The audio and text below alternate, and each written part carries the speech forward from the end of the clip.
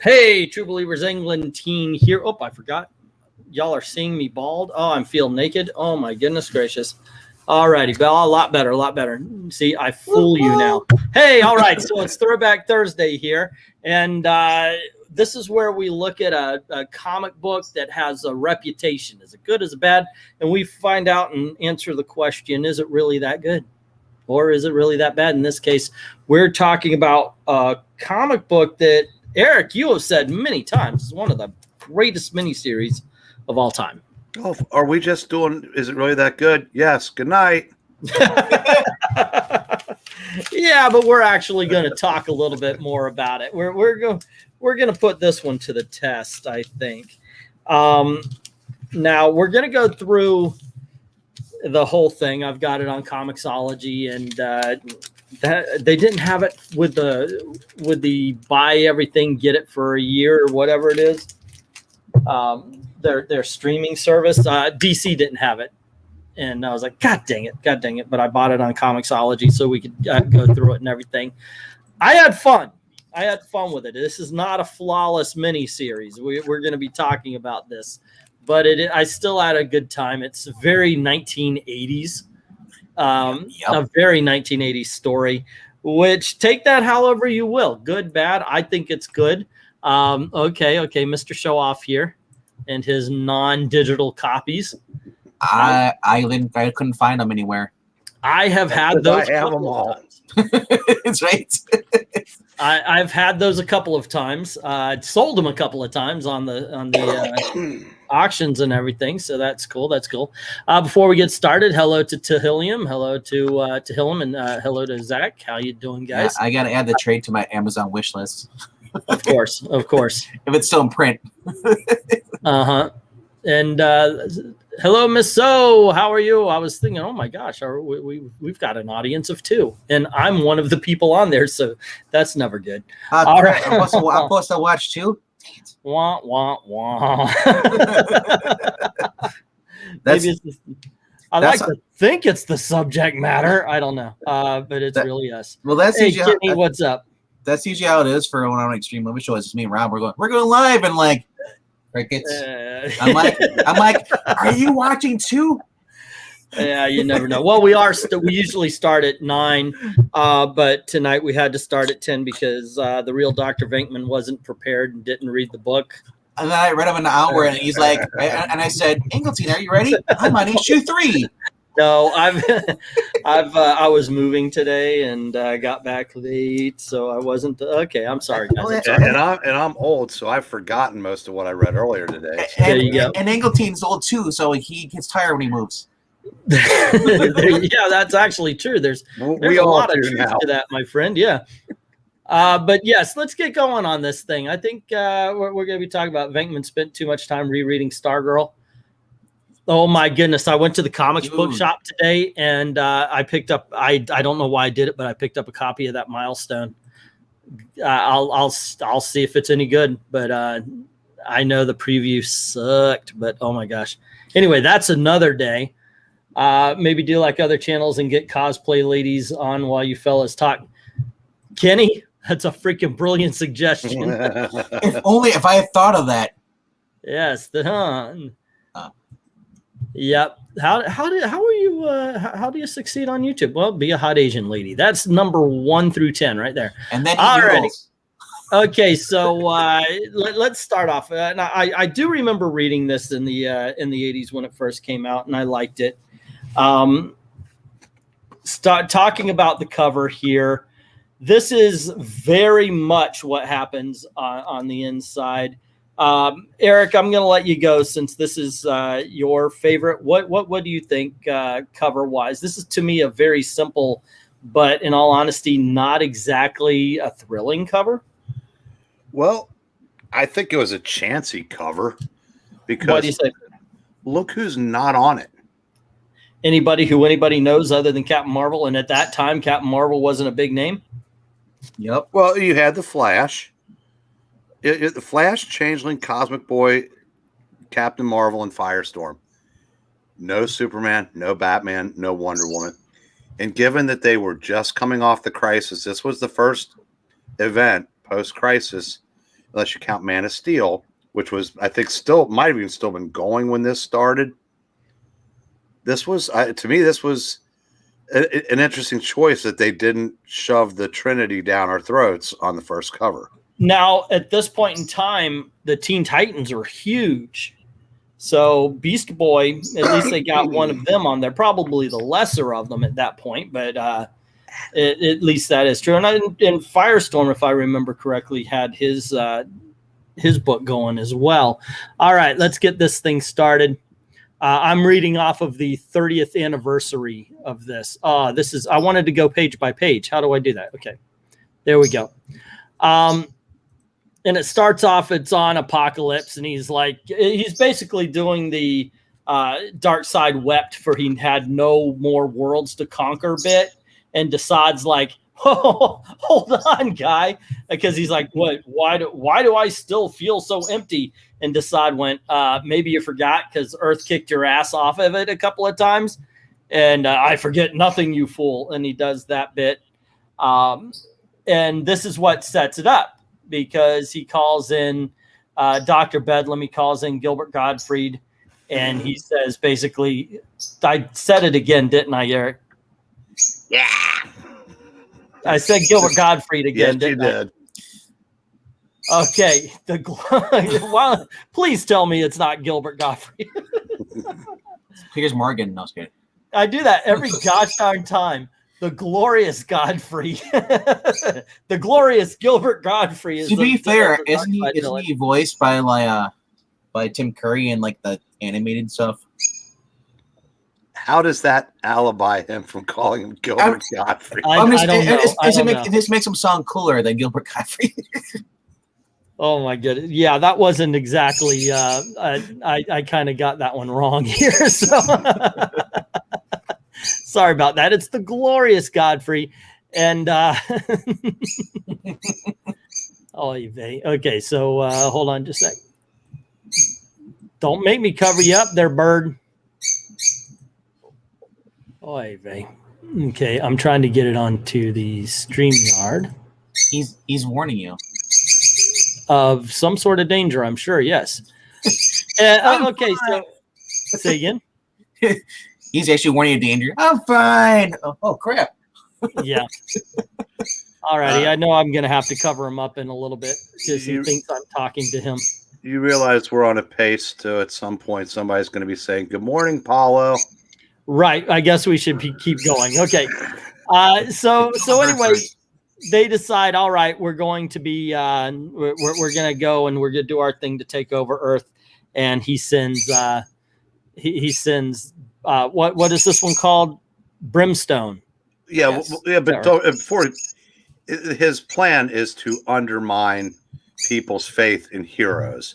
There you go. Yes. So that's why he dispatches Bedlam and Gilbert Gottfried to Earth, because Godfrey is going to be posing as a Morton Downey Jr. type, because he was big at the time, and then they send Brimstone, and that's now. And basically, Godfrey's power is the same as the Purple Man. If you saw the Jessica Jones TV show. Yeah, very, very persuasive in his language. So he can kind of convince people of what he's saying and everything. The stream is Twiddle's Cut approved, exactly. And apparently they set it up to where he gave off the illusion that he'd been there for a while, because it was like everybody just accepted that he was right. As if he'd been there doing this for months, if not years, when he basically just gotten there. So is that part of? Go ahead. Isn't that because of Godfrey's powers? Doesn't he have some kind of powers that? Yeah, that's what we're talking about. He's able to persuade people. Yeah. Now, also, this is the first issue of the miniseries, but I do believe the first issue of the story was Batman number 401, where Batman actually saves some people, and he stands up and says, "No, it's Batman's fault," or something like that, and people start listening to him. And you see that in some of the books around it, as things are progressing here now. Firestorm is called out to fight Brimstone, and he doesn't do too well. We get a little scene with Deadshot and the Flash, and we get to know basically these are the superheroes that are going to be in on it. Changeling and the Flash. Deadshot's going to be around, and we get a scene with Captain Marvel, because he is interviewing Gilbert Gottfried. God dang it, Glorious Gottfried. I did like to say though, when they first we showed Brimstone on there, I liked that they showed Martin Stein was at Star Labs, and then miles away we had you know. Yeah, they don't have to stand right next to you. Yeah, the dude was in the shower. He's like, no, because when they separate, he's like, you realize I'll be naked now. Yeah, it's like, when we separate, I'm gonna be naked. Hello to Sasan, who's saying Guy Gardner became a star after this. Yep. And Byrne was in his prime. Yes, absolutely. And let's talk about this, the artwork here. Now, I don't think any one of us is an anti-John Byrne person. As a matter of fact, I think all three of us have named his run of Superman as the best run. Oh, I thought y'all might have a conversation on that one. No, I thought that was going to be accompanied with a but.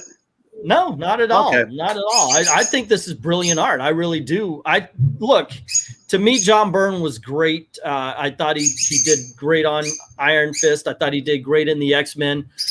But as Sasan is saying, I think this is it. I think when he moved over to DC, we got his best work. See, I thought because if you had disparaged the art, Venkman and I were going to say, Englentine, we would have words with thee. Yeah. Let's see. Brimstone before the new age of heroes. Brimstone. Yep. And Joe Rogers saying this page is awfully red. So Shazam rushes out to stop this guy. What is his name again? Macro Man. Yeah, Macro Man. Which all I could think of is that Micro Machines guy talking for some reason. Yeah. Oh my gosh. Here we got this big guy that comes over. I can't think of you know, macaroni cheese. Okay, it's Macaroni Man. Yes. And then of course we get the we get a fight between him and Macro Man, where Macro Man grabs onto Captain Marvel, and he's squeezing. He can't get loose, so he says his word.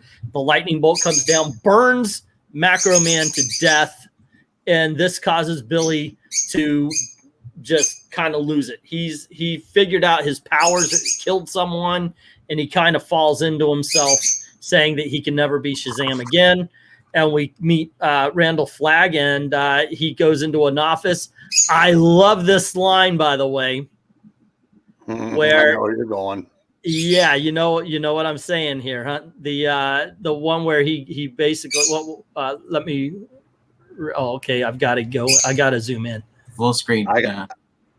Would it happen to be, are you out of your cotton picking mind, lady? Yeah, and Amanda Waller on the next one, since you've got it there. Yeah, frankly, I couldn't be more serious, Colonel. And by the way, if you ever again call anything about me cotton picking, mister, I'll stuff those bright, shiny eagles on your shoulders so far up your butt, they'll be able to nest in your skull. And ladies and gentlemen, the very first comic book appearance of Amanda Waller. Yeah, they're saying you should full screen it so they can see the art. Okie dokie. Let me. Can I full screen it here? Yeah, go down. Go down to get a full screen. Okay, is that better? I'll let you know. Yeah. Okay. Let me. Yep, a lot better on the phone too. So. Okay. Yeah. If I did a guided view, this would be an hour and a half long, or actually 3 hour long live stream. Hello to Eloise. How are you doing? The image is small, but I'm watching on my phone. Sorry, guys. I forget that a lot of boomer. So I forget a lot of people do watch on their phones or such like that. I do apologize. So I've full screened it. So hopefully that will help. No fat shaming that Waller. No, because she is the wall. Exactly. I'm sorry, but okay. Here's a little. We're gonna do a little vote in the chat. Skinny Waller or fat Waller? And I want your vote too, Venkman and Eric. Are you serious? I'm kind of torn because I like both versions. No. As long as they have the same personality, I don't care. No, that's it. Amanda Waller needs to look like that. I love big, fat. She's intimidating when she's only 4 foot tall. Amanda Waller. It makes you wonder, how much of a badass does Mr. Waller have to be? I know, right? She's got 2 kids. Yeah, that's right. He probably doesn't do anything at all. He probably just listens to her. Well, no, he's no Stedman. LK saying 3 hours. You say that like it's a bad thing. Let's see. She would fat shame you. Yeah, she probably would. I have a feeling that Amanda Waller is one of those people that would say the line, "I'm not out of shape. I'm just fat." But yeah, really, I gotta say it's got to be Fat Waller. Now John Byrne liked to do exaggerated figures. Because when he draw Wolverine, he would make him about 3'7". Now she got taller, but didn't lose the girth, and she became even more intimidating in the Suicide Squad series. But you look at her, I can't picture her. I know New 52, she was a babe. I'm sorry, I don't care how Amanda, like, her dialogue and her actions were. It's way more effective coming in this package. Yeah. You know what? I gotta say, I forget her name right now. The actress that played her in the movie, I think, is the perfect amalgamation. Like, she's not fat Waller, but at least she's not skinny Waller, and I believed her. And that's the most important part. That's the thing. It's more about her personality, her rage, and stuff like that. It looks like it's. It looks as if everybody likes the fat Waller. MK saying Oprah would have made a great Waller. The New 52 one was okay. Seemed less intimidating as Fat Waller. Yeah, but Joe Tehillim, Sasan, is saying Oprah. Waller over Oprah is Tehillim. And then we've got Kingpin size Waller is more intimidating. Who said it? Zach, Waller should have a Medea-esque figure. Yeah, I think that I could dig on that. I'm good with that. You might have to kill the bird. I don't think he's I may just, and I'm thinking about it. I really am thinking about it. Okay, I'll tell you what, Eric, you want to take this for a little bit, and I'll go kill the bird. Tell me about Cosmic Boy, because at this point, I have never heard of him before. He was a member of the Legion, and unfortunately, our biggest Legion fan just left the room now. I don't know if you know who this is, but I thought the perfect Waller would have been CCH Pounder. Do you remember her? CCH Pounder. No. Did you ever watch Sons of Anarchy?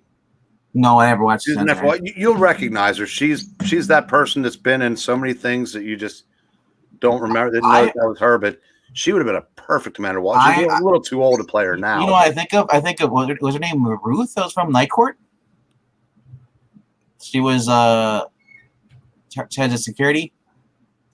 Yeah, I think I know you're talking about it. Yeah, I can't remember what her name was. CCH Pounder played roles like Amanda Waller, where she was tough, authoritative, I should say, and she would have been perfect if they had made a movie needing an Amanda Waller in the 90s or the early 2000s. 5'6", yeah.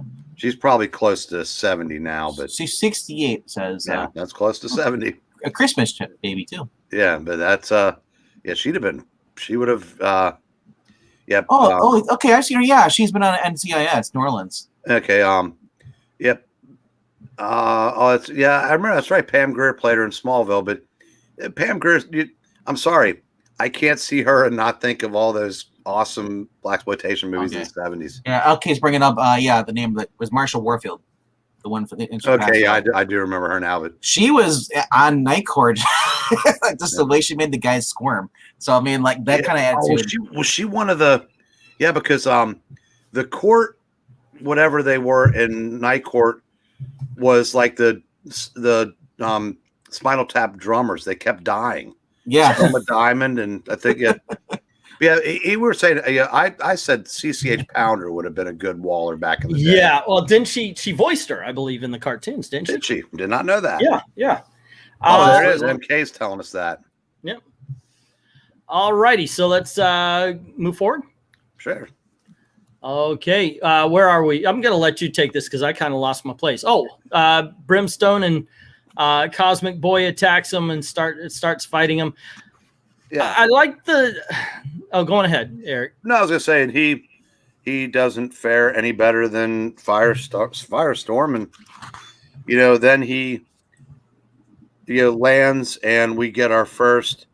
It looks like they're posing for yearbook photos, but oh, and they actually do the Mickey Mouse roll call, which is big in the 80s and not. They let you know back in the 70s and 80s who you were talking to and looking at. So it's kind of interesting because go ahead, Venk. I was gonna say I'm a little confused by this because in later issues you say like, let's form the Justice League. It's like, so there was a Justice League before the Justice League.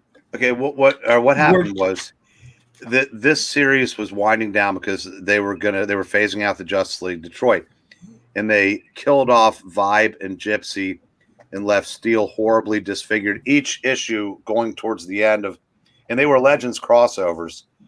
They were killing off members, and they basically. So Vibe, Vixen, Gypsy, and Steel were basically either killed off or maimed or just left. And so that just left Martian Manhunter. Because Firestorm was kind of like an ancillary member at the time.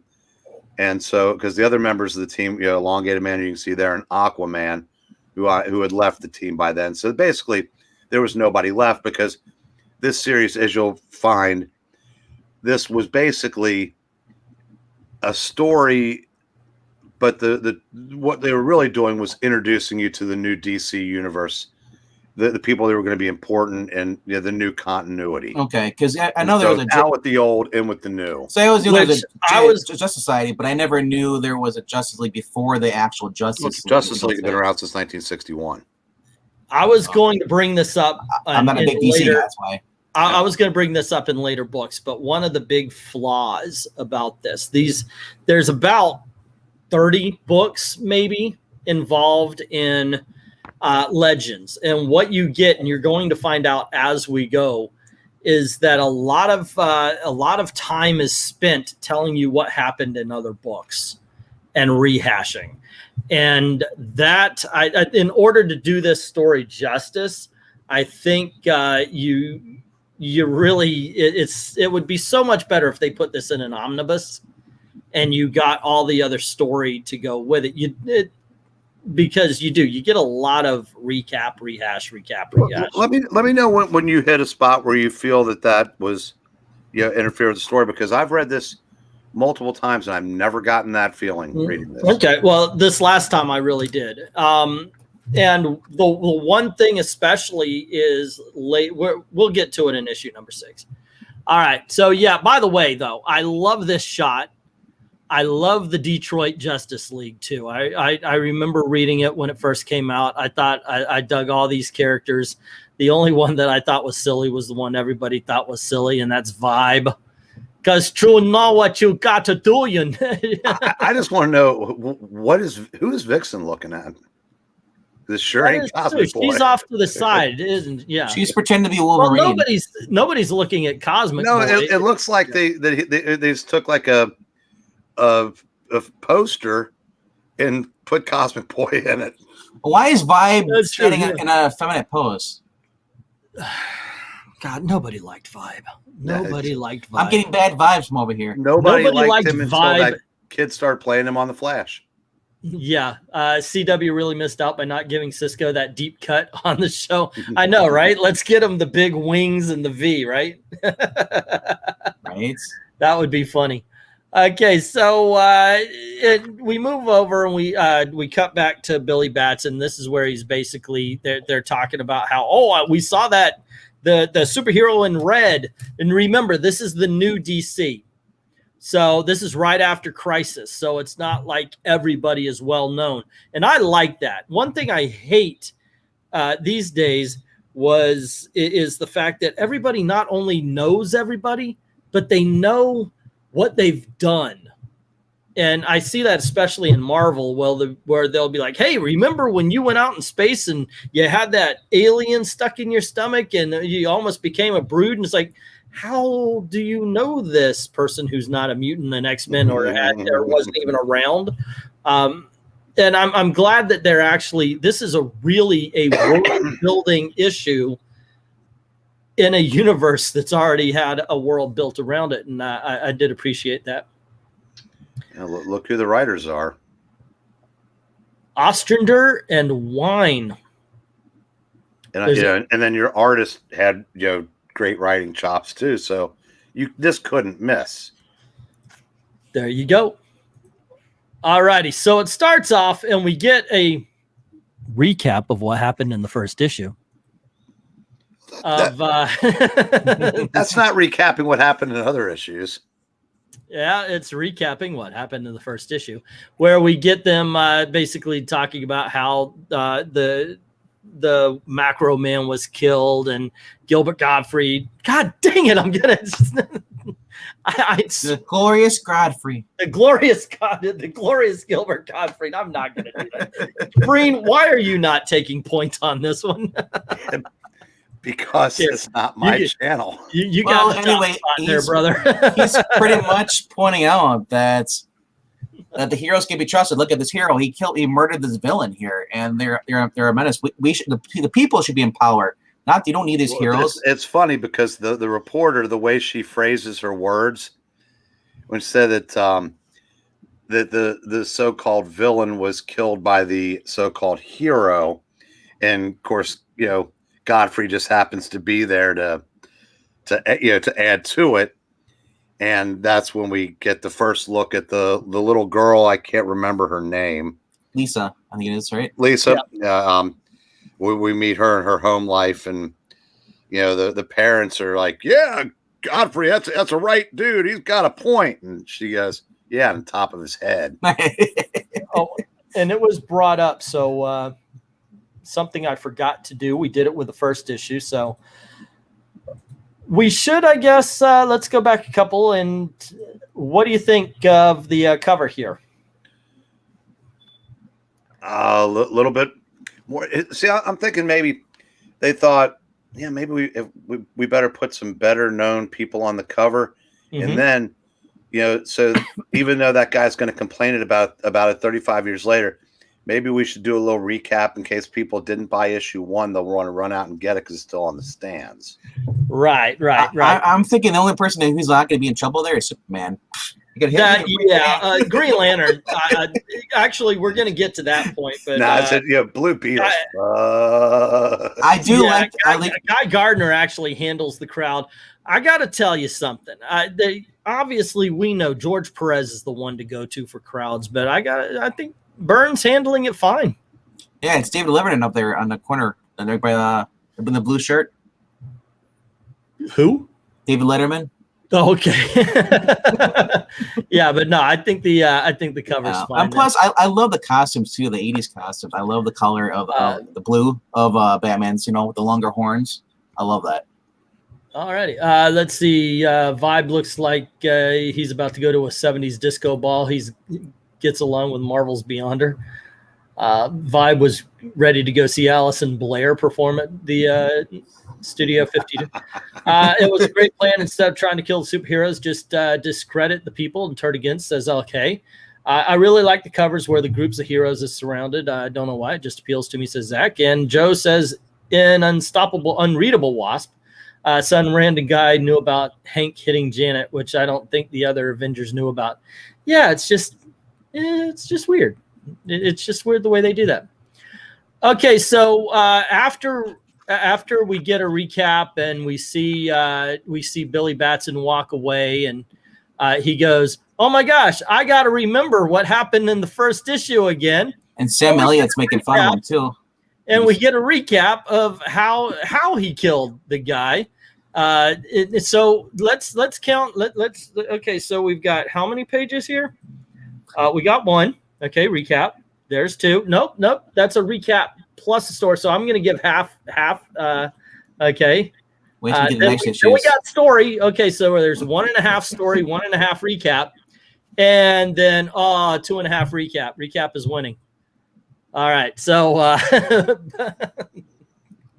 please, by all means, take it away, Eric. I just traded myself to Comic Tom.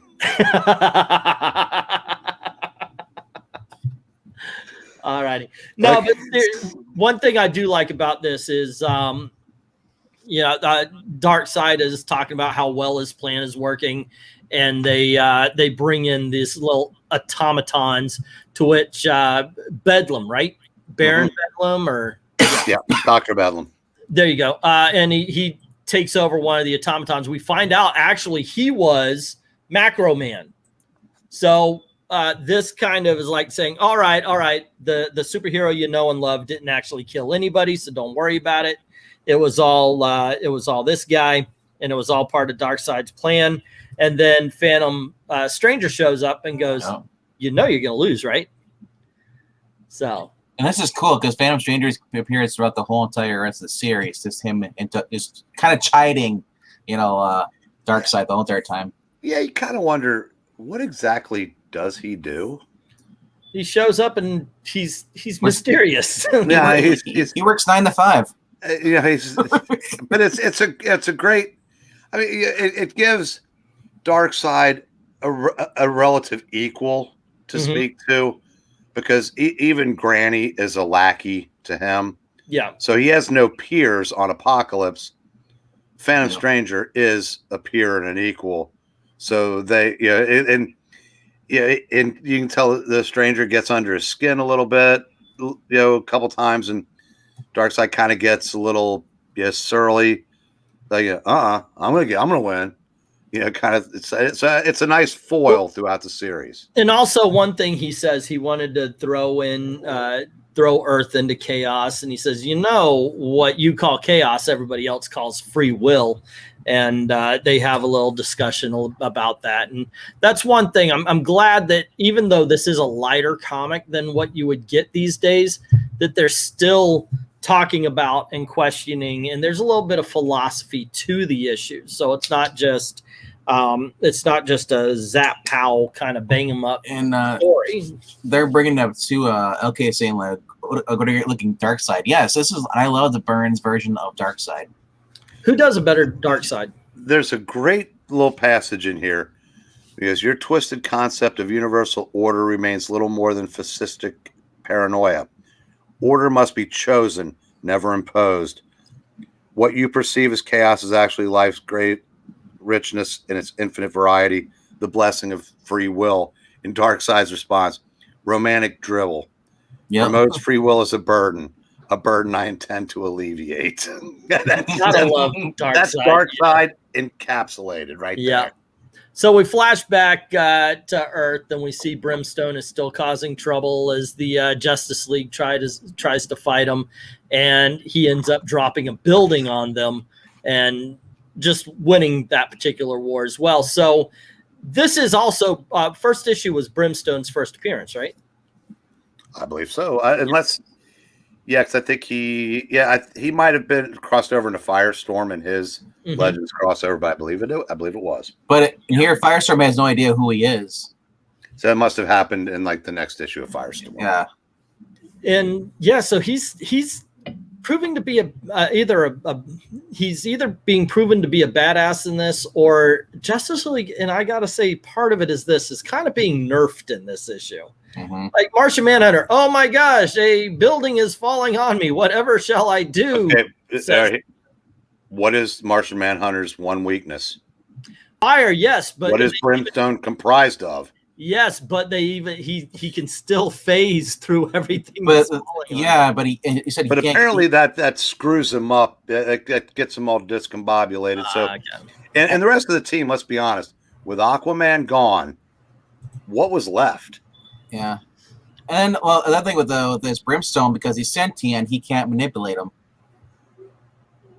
He can't. That's with Firestorm and later Enchantress. But there you go. So he drops a building on him, and we cut to Task Force X, and I think it is kind of funny how Task Force X comes up occasionally these days, but it's been all but wiped out. It's Suicide Squad now. But Task Force X is the official name. And they meet Lot and they meet Deadshot and basically say, hey, come along. Things are a little different in this one because it's if you help us out and you survive, we get rid of all of the criminal charges up to this moment. I think nowadays it is you get 10 years off your sentence. Well, they're a lot more hardened. They got a lot more criminal records now than they did in 1986. Plus, as Neil Gaiman wrote, the Joker's killing people these days. This next page is like I popped because it was like one of my favorite. Hold on just a sec. I'm going to read some before we talk. Okay, y'all talking about Stranger like people know who you're talking about. The Phantom Stranger? I guess, I guess we'll explain it next time we talk about a character like that. Maybe that'll be the first appearance. Let's see. MK says, great art. Also, speaking of which, just read Infinite Frontiers issue 0. Did he kill the other multiversal cosmic beings? I don't know who you're talking about because I didn't read that book. Dragon Ball is saying, I like that era's art. Action every issue. Unlike nowadays, those 2 pages with Brimstone are more action than 5 new X-Men books. That is true. Plus, you get dialogue and character during the action. And MK saying Brimstone, he was in one of the cartoon shows, I think. Just can't remember which one. And Joe saying they still had vibe as far as being powerhouses. There you go. All this old DC makes me feel old. Yeah. That's because you are old. That and being 50. All righty. So we get 50. To you miss 50. That's what I say. 40, my old friend. So we cut to Batman stopping a bank robbery, and this is kind of something because this is not who Batman becomes. I know Dark Knight Returns is very important to how Batman had changed, but I don't think you can undersell how important Year One also was. Because even here in this series, he's a much lighter Batman than he becomes after 404, 405, 406, 407. Incredible miniseries on sale this week on the auction. It is it's just a great series. That I cannot understate how important and how awesome it is. And how the fact that Batman's got a quip in here too is not. I don't really see that, Yeah, you don't see quippy Batman, but there's a couple of them throughout the series. Yeah. Well, this was being done at the same time. This was being written at the same time Frank Miller was writing Year One. Mm-hmm. So there probably might not have been coordinated because this actually takes place. If I'm not mistaken, Year One for Batman was farther back than for some of these other characters because he was obviously his actions pre-crisis still happened. It was one of those where they had to kind of pick and choose because Superman was an entirely different entity, but Batman I think still kept some because a lot of his past was referenced. So maybe it was one of those deals where having a new young Robin maybe lightened him up a little bit because this was also before Max Allan Collins retcon Jason Todd into a street punk instead of the circus kid. Yeah, and you kind of get this because he's also not as bratty as he's going not even a little bit in this series. So you do see Batman stopping the bank robbers, and the SWAT team is like, "Oh, Batman, you're a douchebag. Why are you doing?" And Gordon comes up and is like, "Hey, he just saved your butts and you did your job. Show some respect and all that."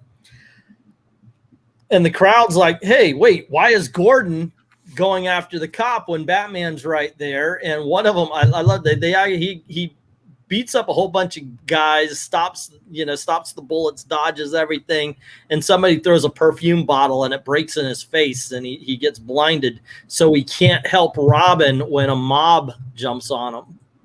Yeah, I just looked up. So Year One was 87. This started in 86, going into 87. So this is already. Was before. Yeah, so about issue 2 or 3 is when Year One starts. Yeah. because 401 came out the month before this series started, so it was going concurrent. Okay. Let's see. I would say Dark Knight is more important to comics in general, but Year One is more important to Batman in particular, says Ash. Yep, I would agree with that. And Zach's saying that you should write 50 a card because it misses you and would like to hear from you. Is Aquaman thing where he turns into a water. I'm going to send you one first, I have no Zach. idea, 50.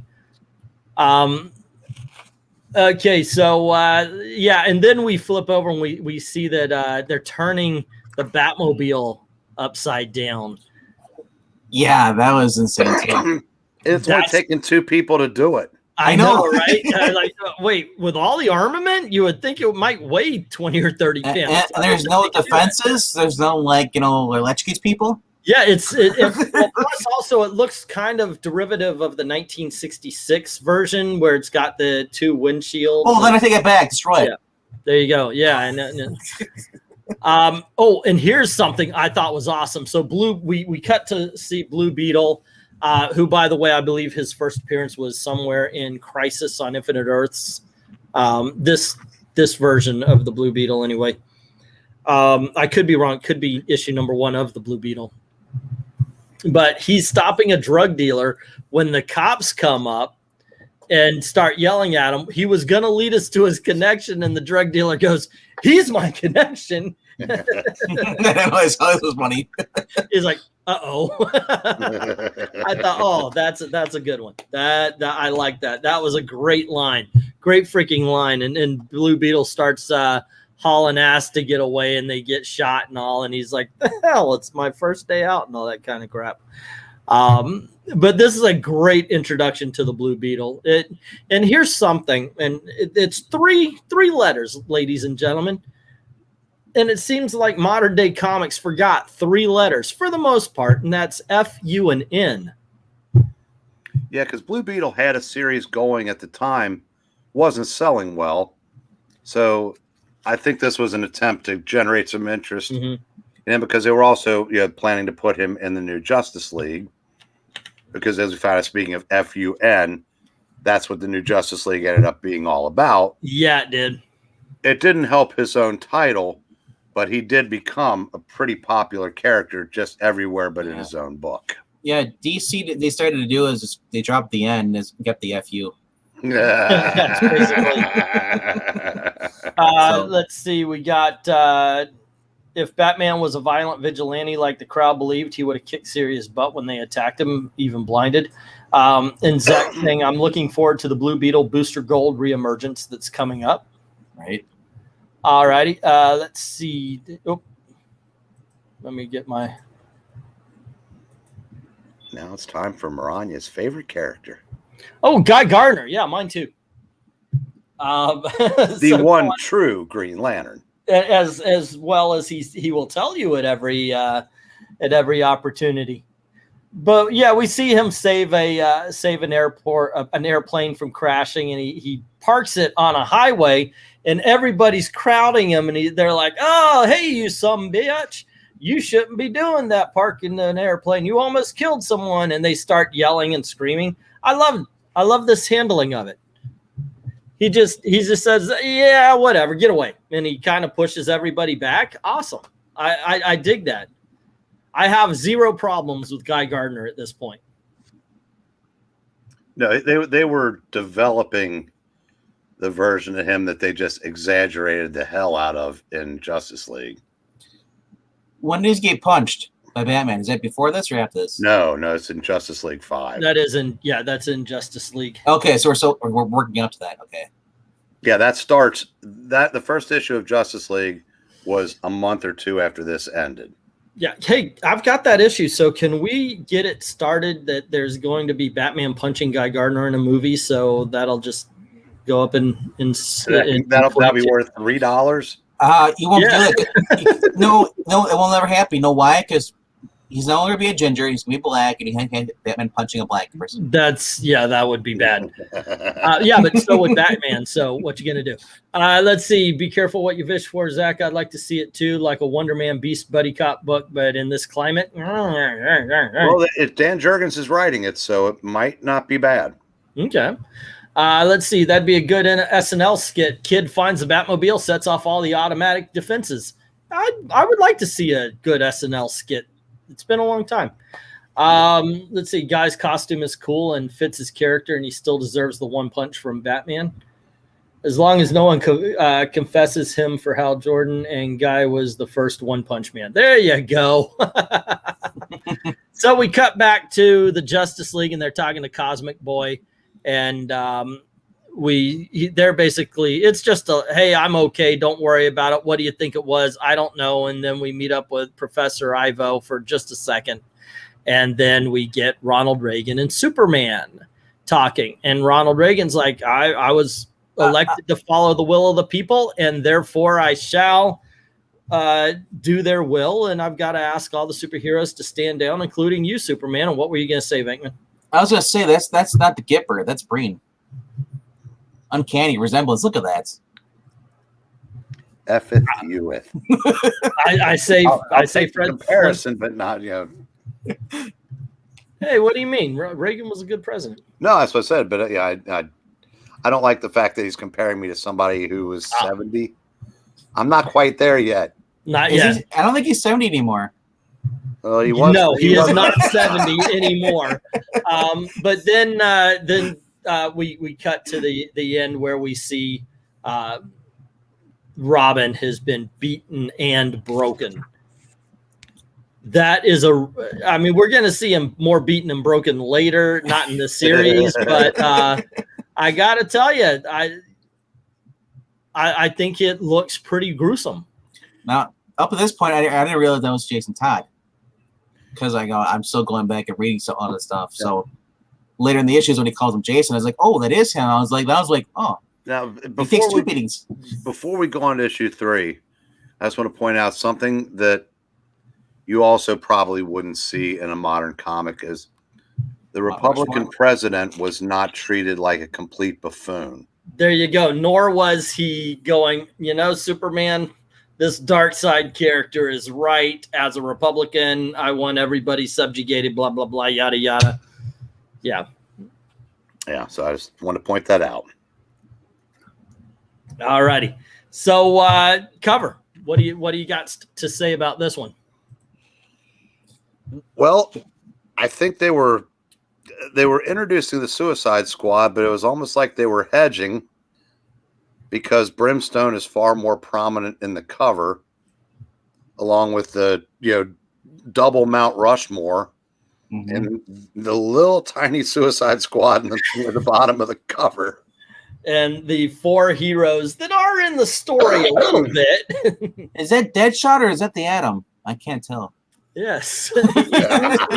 he seems to be sitting on Blockbuster's wrist. Yeah. And they brought a tiger along with them. Isn't that nice? But I do like this. This is like they pretty much we have the Mount Rushmore. That was the first league. Now we have the new league right above. Right. Yeah, it's okay. It's an okay cover. I like it a lot better than the first issues. And it only is the joke that you make it out to be if you are already aware of the fact that this is Suicide Squad's first appearance. So I think I think it's all right. I think it's all right. But in those days, they didn't have to hit you over the head with something. That is true. All right, so we do get a recap. No, I'm just kidding. This actually starts off a little bit different as we open up on the Titans Tower. And you got Sergeant Steel inside the Titans Tower, and the Flash is there, and the Changeling is there, and he's saying, "Look, I've got to. I'm here because the president signed an executive order that says superheroes can't be superheroes anymore, and I've got to keep you here." Which I thought, wait a second, the executive order doesn't say, and they can't walk around as normal humans or anything. I'm sure. But he's talking, I can't let you leave, which, why don't you just get into your civilian clothes, walk out the door, and enjoy life as you will? Well, because he knows damn well what they're going to do if they do. Oh, the other great thing I like about this, though, if I may, I just want to say this. I love this Wally West as a Flash. And yes, and he's got limitations. And if I remember correctly, the Teen Titans were not part. I think they were absent for a lot of the Crisis because they were off on Tamaran or something in their own book. And I guess these two weren't with them. I think that's why you don't see any of the other Titans in this series. Okay, and I'm not 100% right on that, but I mean sure about that, but I think that's why you don't see the rest of them. Who at DC's pushing GAR says, okay. Maranya saying Legend 3 cover, good use of photo art intermixed with real drawn art. And Zach saying, yeah, somebody really liked Beast Boy. Marv Wolfman probably, says Joe. And Miss So saying she's digging all the covers. And Zach saying Titans Tower and no Starfire or Wonder Girl. What a pity. And Maranya says that has to be burn art. If not, it's a close imitator. Now, they do say, hey, what you going to do? You're not really going to shoot us, are you? When they walk out and he goes, yeah, they're right. I wasn't going to shoot them. And we get to the Suicide Squad, where basically Boomerang is being Boomerang, talking back to Waller and, what do you think you're going to do? Blah, blah, blah. I'm Captain Boomerang. I'm awesome. And kind of dig it. She slaps the wrist bracelet onto the explosive bracelet, and in this one, it's on the arm. And they even said, if you get out of line, we're going to blow your arm off, and not the because now it's like in the neck, and we're going to flat out kill you. So now you get your head blown off, and if you survive, you only get 10 years knocked off your sentence. Yep. This way, you're only risking a limb and a full commutation of your sentence. I'd say the old Suicide Squad was a much better gig. Yeah, it absolutely feels that way. And then we cut back to just for a little bit. Okay. But Amanda Waller tells them, hey, look, we need you guys to go defeat Brimstone, which I was thinking, wow, that's very interesting, because when I watched the movie, one of the flaws I thought about it was they were sent to do a Justice League job. Now granted, this Suicide Squad is people with superpowers and not a woman with a baseball bat. But this is a Justice League job they're sending the Suicide Squad to do. There is no Justice League. You get what I'm saying, though. Yeah. This is a big superpowered kind of person, and Darkseid's laughing because he's like, now the villains are doing the hero work instead of the heroes, and because the heroes aren't allowed right now, so they have to do this. And so Billy Batson is doing the woe is me bit, and the young lady steps up and says, hey, little boy, why don't you come home with me? And Darkseid's, he's getting kidnapped. That's not really what he's saying. No, I'm just kidding. But he does go. He does go home with her. We get back to Brimstone. Brimstone's doing the whole "I am one true God" or "I serve the one true God," and you guys are all gonna die. Yada yada. And Deathshot, you want me to kill that thing with this? And they talk about the chemical composition of Brimstone and all that. Let's say, hey, Dominic, what's up? How you doing? Boomerang looks like a guy trying to make a costume from a stewardess uniform. Yeah, I did not like the early designs. The later designs where he actually had the jacket and everything that didn't have little boomerangs over it was much better. Well, this was a leftover costume from the Silver Age, so that's... Yeah. It did kind of look like that. Joe saying, I like happy-go-lucky Darkseid. But don't you think that that costume fit his personality in this series? Oh, the Boomerang? If he looked like a badass, then it wouldn't have been as effective when Waller basically just stares him up and then dresses him down. Yeah. Yeah. So Flag tells them what they're supposed to do. Blockbuster lifts him up, gets him off his balance. Boomerang throws. I think it's not an explosive boomerang. It's kind of to disorient him. And I forget what Enchantress is doing. She's trying to get the fire, but she says I can't because it's sentient. I can't control it. Okay, there you go. Thank you all. Yeah. Yep. And we cut to. Oh. Go ahead. I was gonna say early Enchantress looks really nice. Yeah, I like that. I like that. I like that better than the rags and stuff. Yeah, this disgusting looking. Yeah. Well, when she's got the hat on, my brother, what are you? when she's got the hat on, she looks like the Enchantress. When she didn't have the hat on, when they were at the briefing, she had the bandana. She looked like she'd just come off of Olivia Newton-John's physical video set. Yeah, she kind of looked like Jubilee in the '80s with the red bandana. Well, it was the '80s. So oh, there you go. See? Yeah. Pat Benatar. Let's get physical. Alrighty, so let's see. Where were we? We were about to check into the private hospital. I mean, it's a dorky looking witch hat, but it works. The private hospital where Bruce is talking about, man, the president, he put an executive order out. We can't be Batman and Robin. And Robin's like, sorry, I failed you, Bruce. And he's like, nah, you didn't, kid. And then we get another recap about what happened to Shazam. Only Batman and John Travolta could pull up pink. That is true. John Travolta wishes that he was Batman, and Bruce is saying, "No, I've got to find a way to deal with this." And in the panel below, we're getting still another recap about what happened to Captain Marvel. Oh, Jason looks really old, man. He looks horrible. Yeah, he looks like he's 40 years old. We have a cameo from Carmen Sandiego, but in green. I prefer to believe Darkseid was laughing about Billy getting kidnapped. And I believe that Darkseid was going, this generation eats Tide Pods. I think that's what he was doing. Anyway, let's see. So basically, we've got the Suicide Squad going up against him.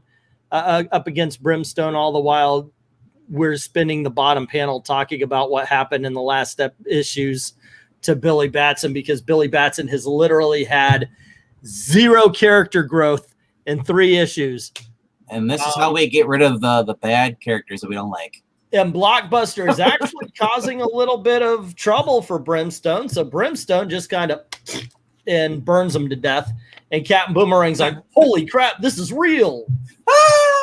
And in the bottom, we get more Billy Batson recap. Oh, we do not. We just get him reacting to the recap. Brother. Wait, hold on. Did you see the same pose? He's the same pose as Boomerang in that panel above him. Billy Batson. Yeah, look at that. Oh my gosh. That is almost the same thing. So he's actually recapping the panel above. He's recapping the panel below, above him. That does. I'm trading myself to comic tropes. Now, see, if this would have been a 90s comic, he would have been saying, son of a bitch. Not Billy, but no. And then after Blockbuster gets it, you have Deadshot finally taking the shot and taking care of Brimstone. He starts on fire, and Enchantress's like, oh my gosh, the fire's not sitting anymore. And then she turns Brimstone into basically snow. And I do believe the bottom, what's going on the bottom, Eric? I can't see. Here, let me zoom in. Oh, at the what's going on the bottom panel with the Justice League getting crushed by a building? I don't know, but I think didn't that happen in the issue before this? They're on what are those called again? Transdimensional mirrors, but guess what? They're on an 8-second delay. That's not in what I'm looking at. Yeah, they're on an 8-second delay. Okay, here we go. On his TV, okay? That's why. Yeah.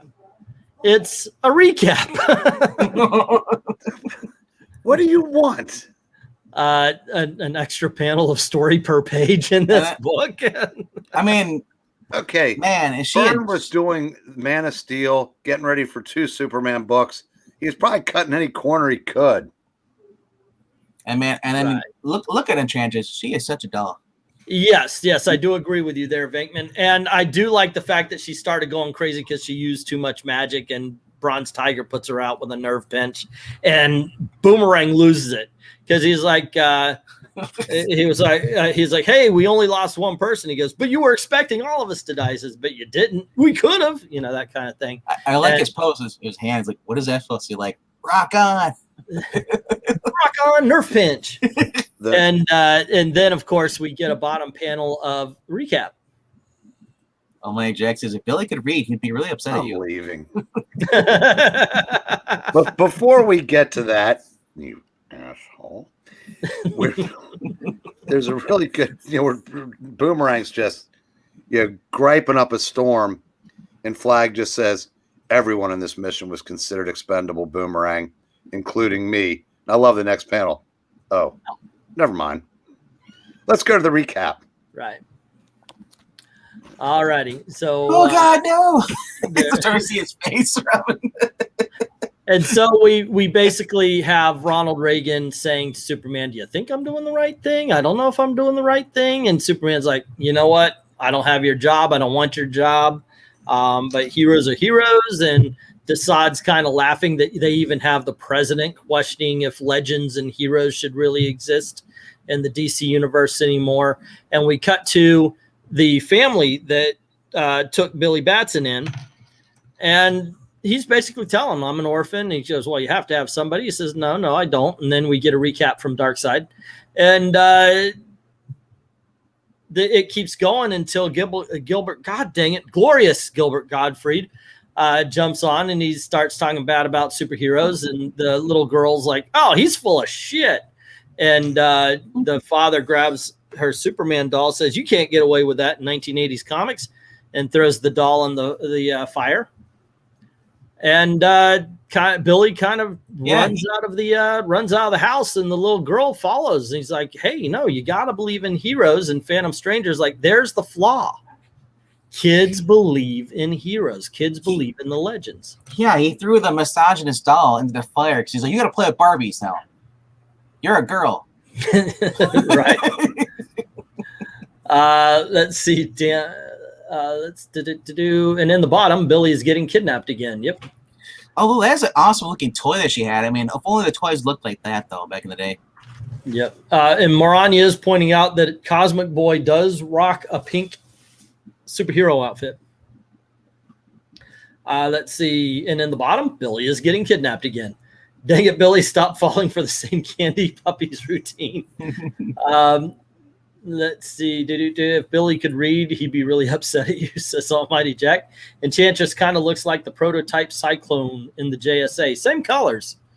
Yeah. And Billy is getting a recap. Again. Because he's basically telling the same story right here. But yeah, this is where Phantom Stranger basically points out the flaw, is that the kids are going to believe in heroes. And he says, well, for that, I got the War Dogs, mother. And that's where this issue ends. So, in all honesty, as a first appearance of the Suicide Squad, I kind of dug this book. No, I thought that would lead to some sort of conversation. Okay, there you go. Eric's still brooding over there. He's still mad that I point out all the you told me at the beginning of this to point out whenever it's recapping. Don't cloud the issue with facts. And quit clouding my issues with recaps. This is a no-nonsense comic You've book ruined series. the story for me. I don't want to read it. Okay, so let's move on. All right, Eric, number 4, cover. What do you think? Lynch mob. That's all it's kind of fits. I mean, burning the heroes in effigy. That's basically what they're doing. So that's, and question though, why is Batman's, why is his costume the 90s version with the gray and the yellow and the black, but in the comic it's blue? Don't cloud the issue with facts. I gotta tell you, I think this comic book is a missed opportunity for people. I really believe this should have been one of the more iconic superhero covers.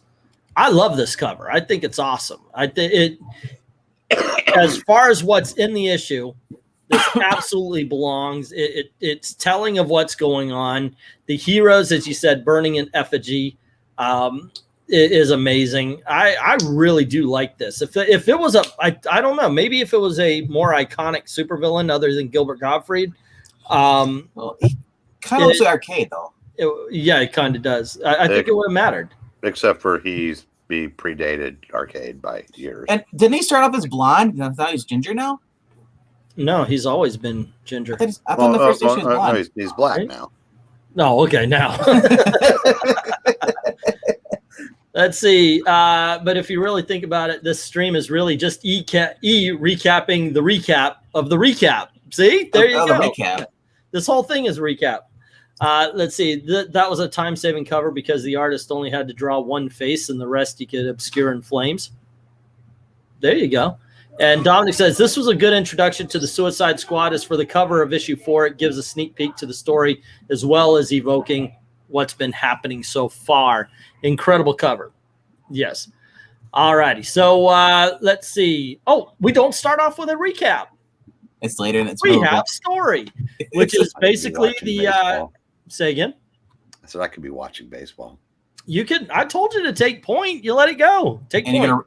You have to recap that then. No. It's all on you. Nope. No? Okay. So we start off, we got these cops going along. Count Vertigo shows up, gives them the whole Vertigo thing, and they end up turning their car over. And that's when he's hit by the Canary Scream and possibly the worst Black Canary costume of all time. So Olivia Newton-John reprising your role as Black Canary. What do you think? What do you think about this costume there, Eric? I'm going to use a word that my late friend Jerry Patton loved to use. Hideous. Hideous. I think you're going to say, let's get physical. Yeah, I know at some point in time, this Monday should be costumes and cosplayers for Harley Quinn, but I'm going to hit Black Canary up for one. And this is not a good costume. No, and I'm not sure why they went that route. Well, even the cops didn't like it. They're ready to shoot her. Well, because they used this for the first few years in Justice League too. Mm-hmm. It just, I don't know. I know that even back then they were giving Black Canary a hard time because she was basically in fishnets and boots and all that kind of stuff. But it's like pantsuit Supergirl. It's gonna go away. But it wasn't. There wasn't an outcry over it. It wasn't cries of sexism and blah, blah, blah. I think someone came up with this costume and no one had the heart to tell them that it sucks. Sucks. It was probably like the... Well, retroactively, it sucked. Anyway. The niece of the editor, probably. Yeah. The biggest, of course, information here is that after she kicks Count Vertigo's butt, the black cop gets out and he holds a gun. Hey, he's trying to stop Black Canary. He's mad at her to the point where he's about to shoot her, and his partner goes to stop him, and he ends up shooting his partner, and then blames Black Canary for it happening. My privilege caused a guy to die. That's why. Now, if she didn't interfere, his partner would have still been alive. Now there is this is another kind of minor issue with this story. The executive order was to stop superheroes, I'm assuming, from using their powers. Well, Count Vertigo has powers as well. Why did they instantly? And he attacked the cops. She saved them. Even with a presidential edict, and even with Glorious Godfrey's persuasion, you would think that they wouldn't be as quick to just. I said, how do they know which one was the hero and which one was the villain? Well, in this case, though, his power is being used on the people for the superheroes only. He's not saying superheroes and villains, and he's not saying superpowered people. Right, but those two cops just saw what had happened. Mm-hmm. Only one of them overreacted. So I just thought that was kind of maybe a minor flaw in this story, that they're so quick to just attack the superhero instead of not even you saved us, but we got to take you in. Instead, he comes out with putting a gun to her head. Maybe the white guy has a higher brain function. He's able to resist the mind control. Nah, that's not it. So, Almighty Jack saying this is an outrage. I demand a recap of issue 3. Mononoy is saying, why is there an X-Men there? I guess because it looks like a Dazzler costume. LK is saying if the headband doesn't give it away, this is the 80s. Dominic says it may not be a good costume at the very least. Black Canary went back to her classic fishnet boots, one piece with her leather bomber jacket. Maranya saying the costume for Black Canary isn't bad, but ditch the black detail on top. You could also add fishnet stockings to this one.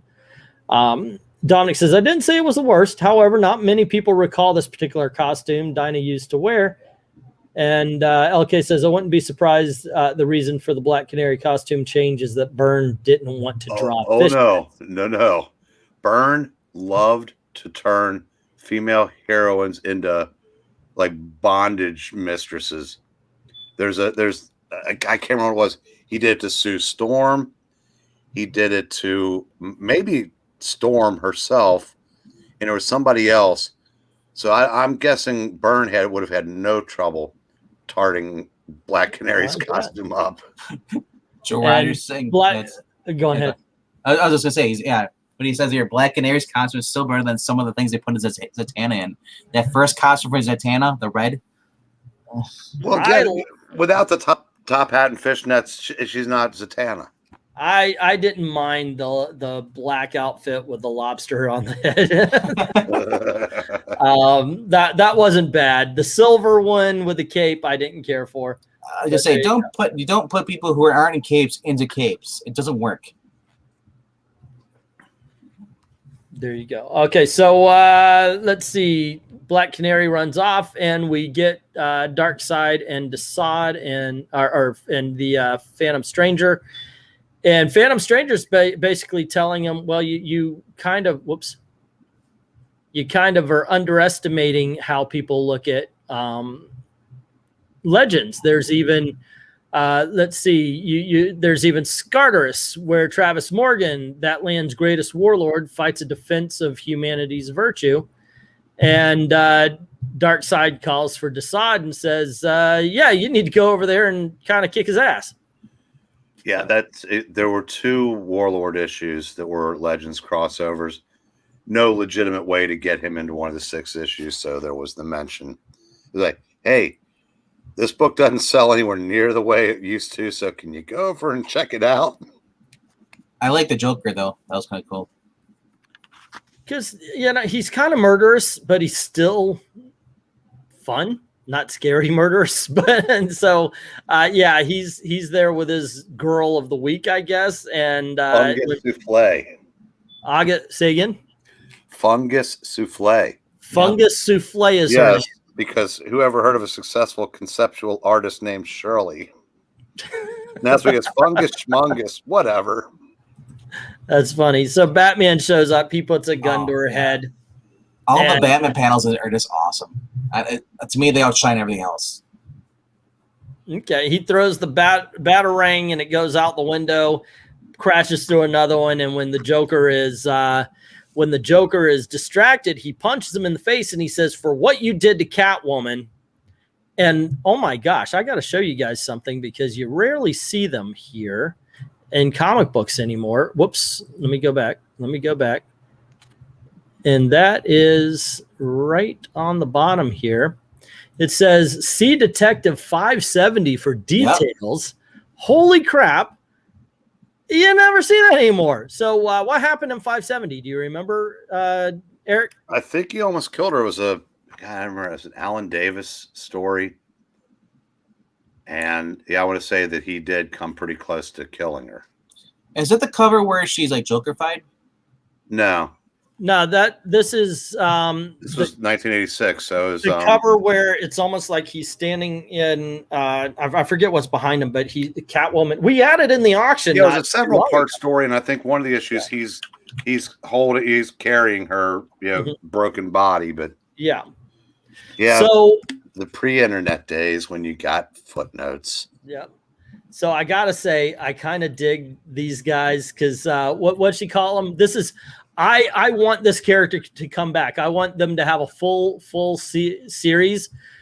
These muscle bound. You got this lady bodybuilder leading all these other bodybuilders, and they call themselves Ms. Magnificent and her pretty boys.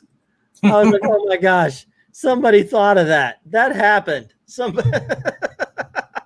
Then she turns into Kazar in that bottom left panel. I know, right? And she rips off the security door, and there's a big old monster. There's supposed to be Jules, and we find out that it's Guy Gardner. And it's like, okay, don't waste my time. Why are you even here, bodybuilder lady? It's just, I love this. It's like one of the worst. Now they have now become my favorite superhero team. I want them to cross over with America Chavez. And okay, half-naked woman goes into a clock shop, makes the bong bong bong noises, and there's Kronos because he wants to steal clocks. I'm gonna give this one to Eric. You got to explain this. That was his thing. That's what he did. The man liked his timepieces. That goes all the way back to early Atom issues in the 60s. This is, I was about to say, this is so Batman 66. Well, more like Atom 63. There you go. But you know, I remember the first time I read it when the girl turns out to be a robot and he pulls his, you know, whatever it is he's using to put the clocks in out of her. And I guess the Beetle, since the Atom, if you remember at the time, he was off in the little world with Princess Lilo, whatever her name was. Lilo and Stitch, so, yeah, they're them. And so Blue Beetle, you know, was picked to be his new adversary. So they went at it. Because if Blue Beetle just is not obeying the president's executive order a little bit. Not even no, he's unfazed completely. He's all over the place. But I just think it's so silly. He's like, aha, I'm here to rob your clock store. Yeah, but don't we talk all the time about how don't you miss when people used to rob banks? Yeah, we need the clock store robbery. You know why? Here's something else. The clock store calls up. Hello, police. Yeah, this guy's here robbing my clock store. And they're like, okay, yeah, we're dealing with a school shooting and 18 homicides on social. We're going to put you on the list. So, yeah, this is something that Blue Beetle can stop. Righty. So let's go past the clock store robbery. And, and then we get to, of course, another bit where, and this is a recurring thing. This is like watching a sequel and they just keep playing the same scene over again. It's like in every issue, Blue Beetle has stopped a crime only to have the cops start shooting at him. Almost like a recap that wasn't. I know, it's not a recap, it's a remake. There you go. This is a remake of the Blue Beetle panels in the last. Let's see. Zach's saying Sue with boob windows, swoon. Ms. Magnificent looks like a dude with a woman's head, says Maranya. Mata's asking, why do they look like the Hulk? And then going, oh my gosh, look, a woman, because it was a robot, but yeah, at least it looked like a woman. And he went in to rob a clock store and ended up getting his clocked clean. Dun, dun, dun. Now that is very Batman. That's like today's, though. You'll see like a hot woman and you find out like, oh, it's not a woman. And then we cut to Dr. Fate. So you have Kent Nelson saying, okay, there's been a disturbance in the force, and Dr. Fate is needing his girlfriend's like, don't do it because Dr. Fate's a douche. And he says, I've got to. So he puts on the helmet and she tells him, take care of my husband's body. And Dr. Fate flies away. And we get to the Suicide Squad, where Amanda Waller doesn't want to hold up her end of the deal. She's like, nah, you guys are mine. I've got you by the arm, and Flag undoes the bracelets. And he says, you guys are free. And Waller gets mad at him and says, what you doing? He goes, I'm keeping my promise. You know, some people around here should and all that. I kind of dig that. I'm not a big fan of what you saw in the movies. I don't want Randall Flagg. God damn it. I don't want Rick Flagg to be a pawn of Waller. What year is it, sir? This is in the 87. 80s. No. What year is the Suicide Squad movie? 2017. Say current year. Oh, current year. Okay. Yeah, it's you're not getting what you want there. That's right. Be careful what you wish for. I don't appreciate the Blue Beetle pulling Dr. Manhattan and reliving the same panels of story, but with different outcomes. Alrighty. So he does release all the Suicide Squad members, and we cut to Doc Gilbert Gottfried, Glorious Gottfried, and he's basically saying, now Ronald Reagan is going against what I've been telling you guys. He is now an enemy, and we must peacefully go up to. Now, he's actually telling him that, look, we got to go and take over the government. If the government is not listening to the people, then that's not a government that can be in charge. And he goes, hey, and just to help us, I've got my war hounds here. Yeah, he's like, that Brain guy, he's a bad guy. You gotta revolt against him. And we cut to the Captain Boomerang, who, hey, I'm free, so let me commit a crime and fight the Flash. Actually, I think he's going, man, I'm getting a lot of FaceTime in this series. This is great. But he does end up taking the Flash down with a couple of trick boomerangs. Now, this one, mind you, this Flash is a lot slower than the original Flash. For a while. They do change that. You can only go up to the speed of sound, and that's it. They do change it. But Changeling shows up, saves the Flash, and Flash's like, no, he's my villain. I got to take care of him. And that's when the Warhounds show up. And we cut to Darkseid and Phantom Stranger talking again. Phantom Stranger's got a Superman doll talking about how, oh, my dollar here. He can't do anything. Did he pick it out of Lisa's fireplace? I think so. I mean, just keep advertising these action figures. I want one of those. It looks so in the fireplace. It's mine. I know. So here's did he buy it?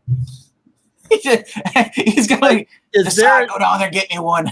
Well, yeah, Bedlam picked it up, while he was down on Earth. Yeah, was he like, okay, no. I want you to go to KB.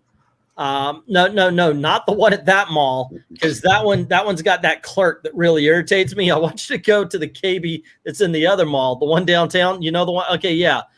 Don't see a movie. I know you like the movies, but I need you to go get me that toy. Now, for people that haven't read this, I want my change. I know you, Bedlam. You walk around, you've got a big ass pocket of change. That's fine. I want my change. One of the Legends crossovers is Superman, I think 3 and 4, which is Superman on Apocalypse. Great story. If you haven't read it, highly recommend it. But something else is that I love this series, recaps and all, but I'm going to point out another flaw that it's not a flaw, but it's something that I never liked. When the Flash says, Boomerang is my villain, I said, no, he wasn't. He was Barry's. And if somebody, and if you got a guy that can change into any animal, yet still, steal the boxing glove arrows from Green Arrow's quiver, you let him take a shot. Yeah, he can change into an animal. I understand why he's saying, because he's got to prove that he can be the Flash, to prove to these criminals that they're still the Flash. Yeah, it's not the time. I know, but I know what you're saying, though. But I like, all of a sudden here comes a kangaroo, and it's like, nope, I got it, bro. Don't worry about it. You can. Let's see. Sounds like insert your favorite current political boogeyman. Maranya saying, hey, that action figure is worth bank. It's a special edition. I have one of the Mego 12.5-inch Superman action figures, says Maranya. Let's say I can't believe Darkseid would bend the arms on that figure, make it no longer mint. Well, he it's just a painted over Stretch Armstrong. It's fine. Whoa, that's actually really worth some bank. All righty. Especially considering this would be one of the originals. Not too shabby there, Darkseid, in his collection. Okay, so we get to issue number 5. You want to talk about iconic covers that aren't iconic? No, you want to talk about an iconic cover that's not a. What do you think there, Eric? It gets the point across that everybody. I mean, this is going to be after 4 issues of hand wringing, recapping, and whatever it was he's been doing this whole time. Maybe a little macking. It's Captain thinking. Marvel's time to shine, and the empty costumes are kind of say, hey, it's gonna be. It's where he, it's where he comes back. Either that, or he's late to the streaking party. Nah, guys, I'm keeping my clothes on. I'm only 8. Okay. Nice one. Thanks. All righty. So it opens up with. All right. So let's move forward a little bit. Okay. Don't say it. And yep, not a recap, not a retelling, sir. It was a retelling. And they find themselves in some trouble by the Warhounds. And Billy Batson, his friend, gets hit in the head. Lisa gets hit. And he's like, oh my gosh, I could have saved her if I wasn't so scared. So he says his word and he becomes Captain Marvel and goes, whoa, now that I got the wisdom of Solomon again, it wasn't my fault. It was obviously a setup, blah, blah, blah, yada, yada. And when he shows up, though, everybody's like, hey, dude, you're a bad guy now, and we want to hurt you, but it's Shazam. They're not going to hurt anybody. But Dr. Fate shows up and says, Billy Batson, you are needed. And the same thing happens to Black Canary, where she's doing her superhero thing, and she does this weird thing with her mouth. I don't know what's going on right here, but she's screaming. Can you see the E? Yeah, I know that's what she's doing. It's just a weird picture there. And Dr. Fate shows up and says, Black Canary, you are needed. And then, oh, I love this bit. Eric, you want to talk about this one, or Venkman, do you want to take this? This is brilliance. Did y'all? Okay, maybe it's I'm just trying to remember what his name as the villain is, because I don't. Sunspot. Sunspot, yeah. It's where it's like dueling Moes. Oh yeah, it is. They both got bowl cuts. But I love, yeah, he does this, and he just distracts them, and he's kind of insulting him a little bit, and he's like, he's like, hey Arnold, I can't say the last name because he'll get mad again. What? Oh, okay, keep going. You're stealing Arnold's, his bit right here. It's like, that he's gonna sue you, basically, or something like that. And then the next panel, you see him while he's still distracting him. He's just kind of like, okay, I'll do a little snake routine. Go up by your foot, and then he punctures the oil tanker above him, so it just sprays oil in the guy's face. And he basically lights it on fire. The guy with his own superpower lights it on fire, and he just sits there and he's like, have some tea. That's a great panel. We see Gardner's just sitting in his safety dome laughing at him. He grabs him with the Green Lantern ring, and this is my favorite part.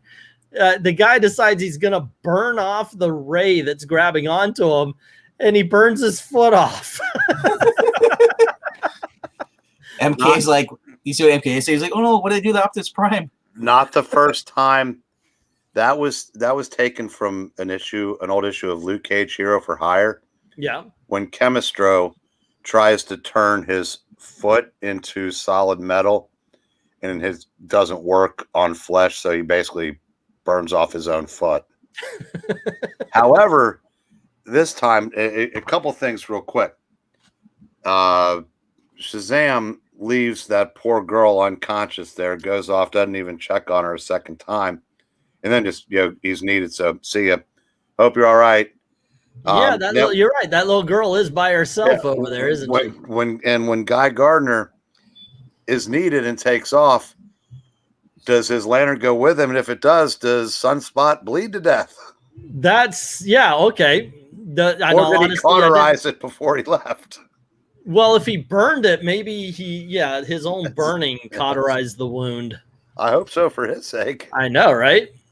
So we cut to the Blue Beetle, and he's just kind of doing the superhero thing on the side of a building, and this woman comes up in a towel, and he's like, great.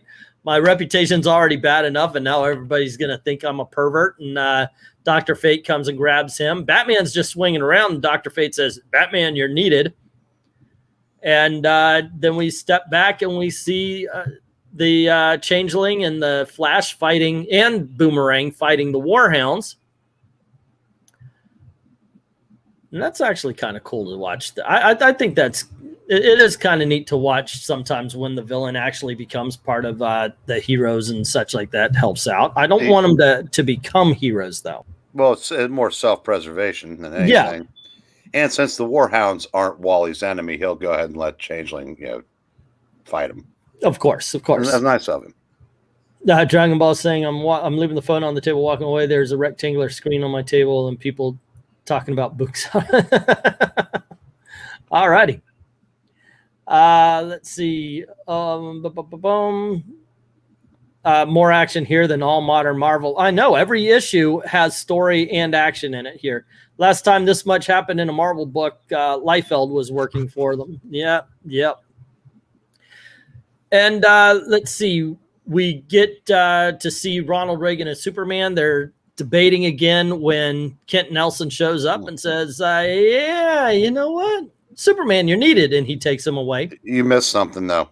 Oh, go, please. Before that, Flash, Changeling, you are needed. Boomerang, you are screwed. And they are gone.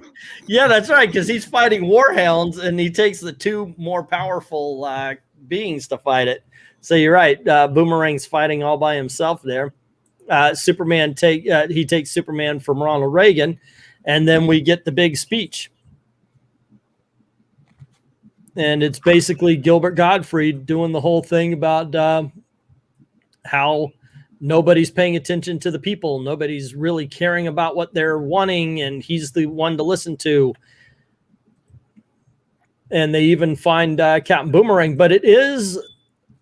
hold on. I lost the story here, Eric. Please take point, because I forgot what goes on in these pages. Well, the Warhounds bring Captain Boomerang to Godfrey, and he's not happy with Boomerang, because Boomerang obviously is fighting against him, and he speechifies a little bit and calls him a sinner and says, "What do we do with him? Hang him, burn him, feed him to the Warhounds." Well, they just had him, you dumbasses. And then Boomerang gets a little lippy back, and they go back and forth, and then we go to Task Force X headquarters, and the Wall and Rick Flag, and basically she realizes, okay, he might spill the beans. You know what you got to do.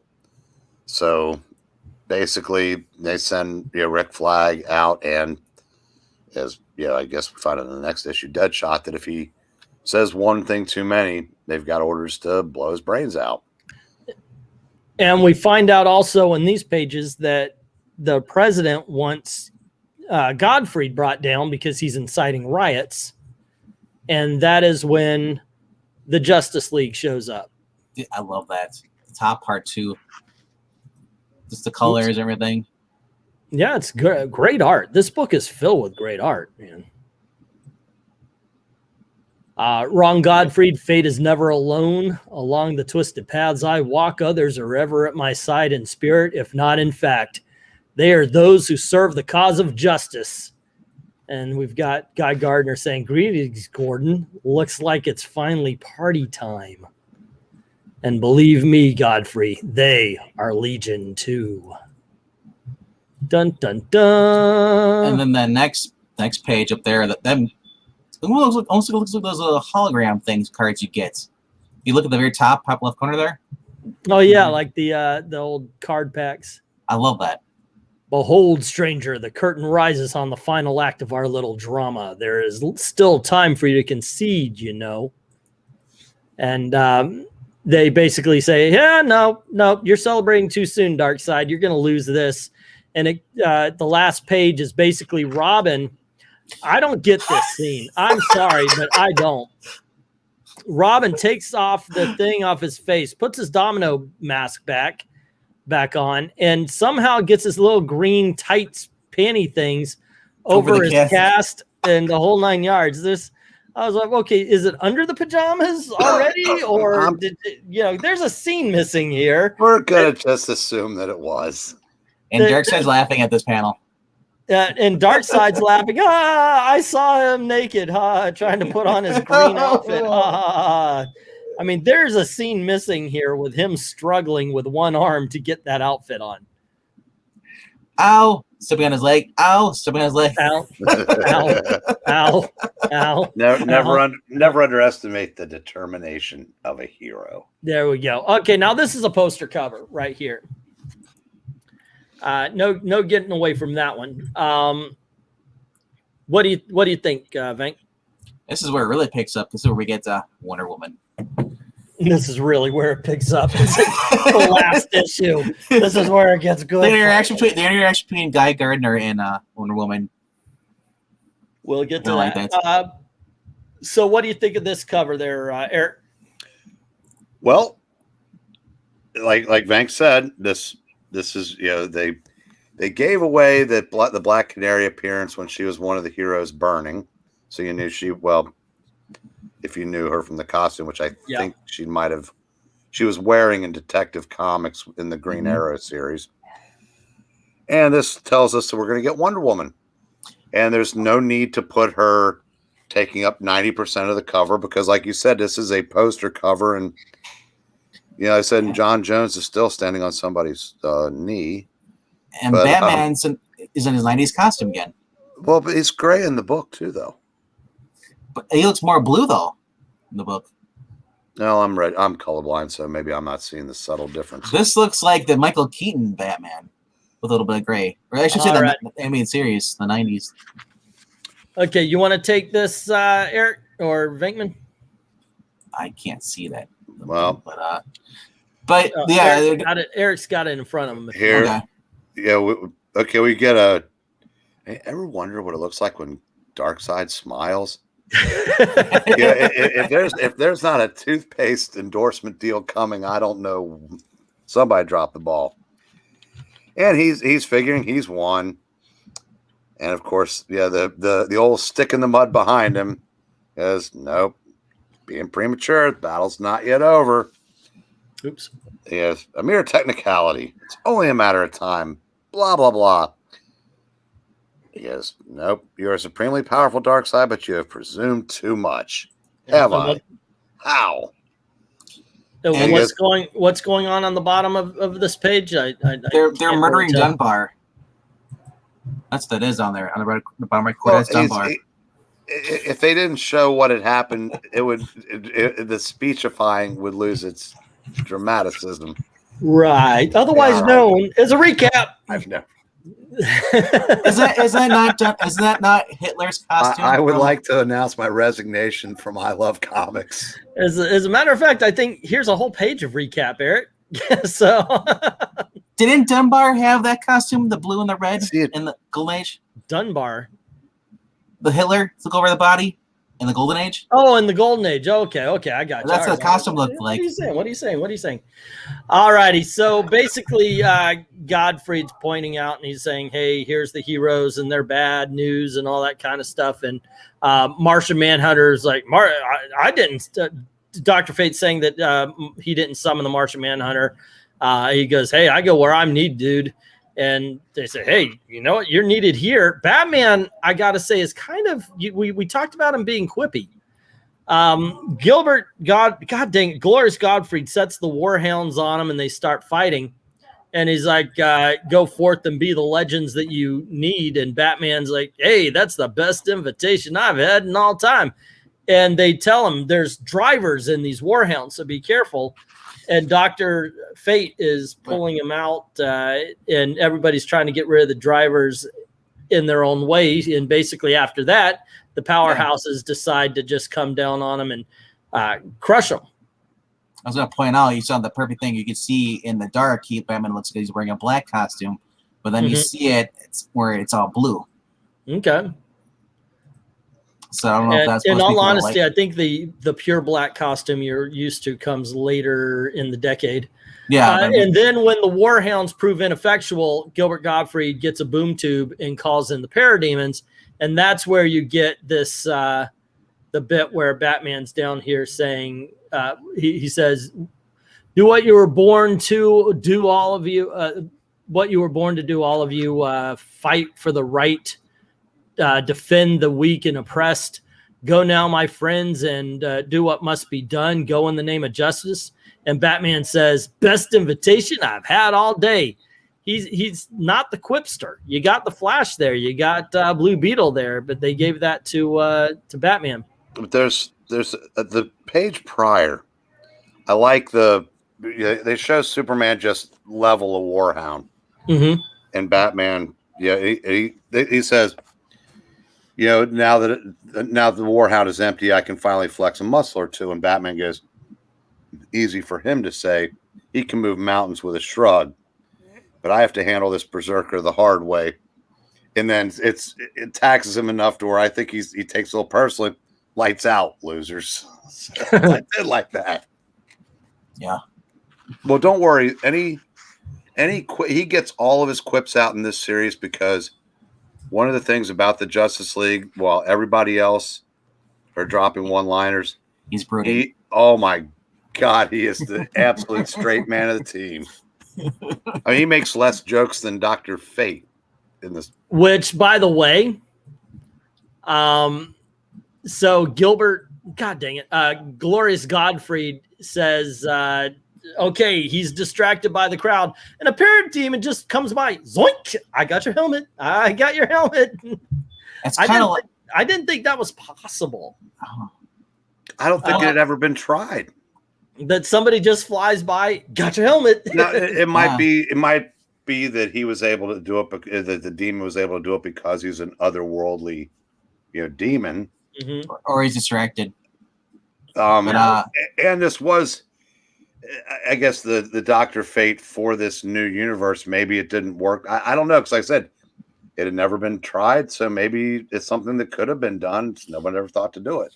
I would have loved to see Robert Redford play Godfrey. And it gave it helped, as we're going to find out in about 5 pages. It really showed just what happens when the wrong person wears the helmet. Right. So Dr. Fate says, I've got some power left. I'll fly off. And Gilbert's like, haha, one down. And we see him run away. And he runs into Captain Boomerang, who's got a couple of warhounds on him and a target. And you see Flag stop Deadshot from shooting him. And they tell Enchantress, do something with the warhounds because it's inanimate. She melts them. And Gilbert Godfrey, God dang it, Glorious Godfrey runs away. And he's the Bronze Tiger jumps down and starts to get to him. But Godfrey uses his voice to stop him. And we get Boomerang with Rick Flag, and Rick Flag just nails him. And we see Batman looking for him, but he's not finding him. And, okay, what's going on this page? I can't see it there, Eric. Godfrey's on the run. Bronze Tiger goes after him, and Godfrey uses his powers of persuasion on him again.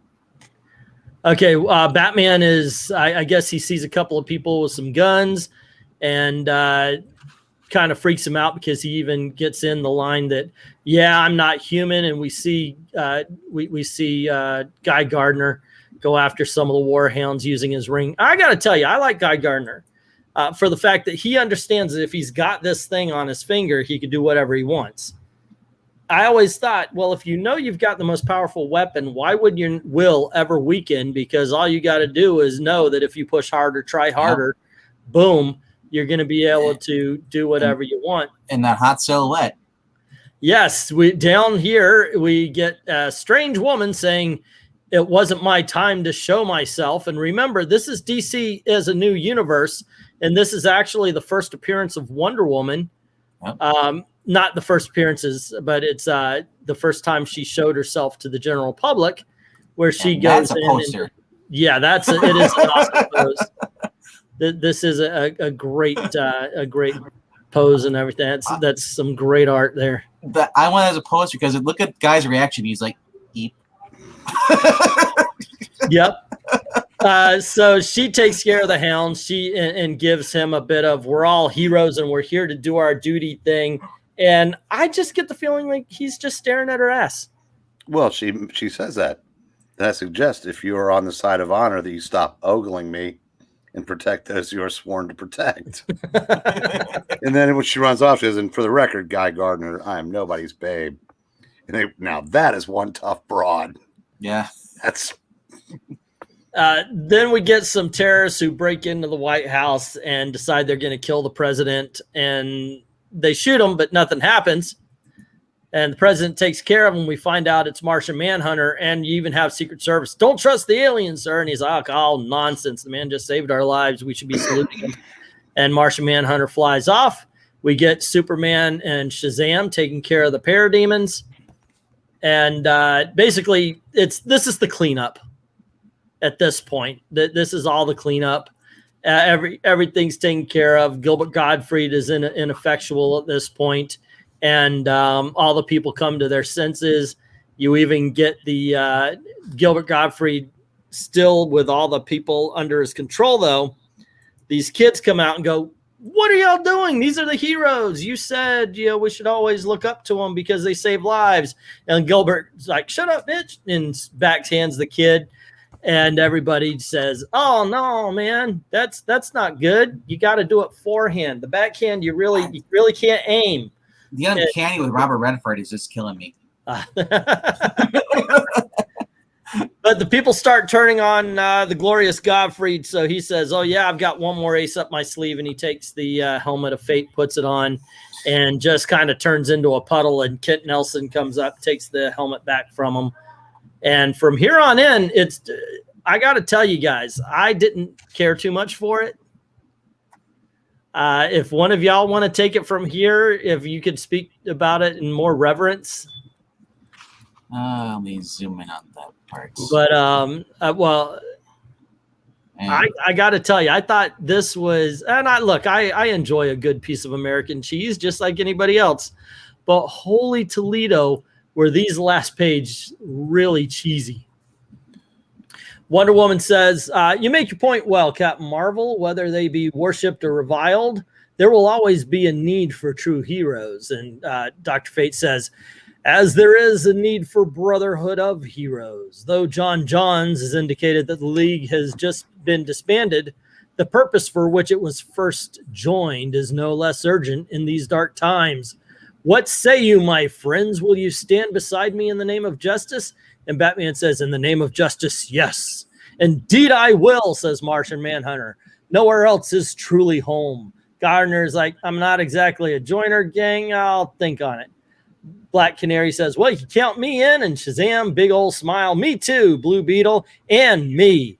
It's a chance to be a part of a legend." Flash says, "I'm still trying to sort out the mess my life has become, but I'll be there if you really need me." I love Logan is talking about how he's part of the Teen Titans, and Superman says, "As the Flash said, I'll be there when you really need me."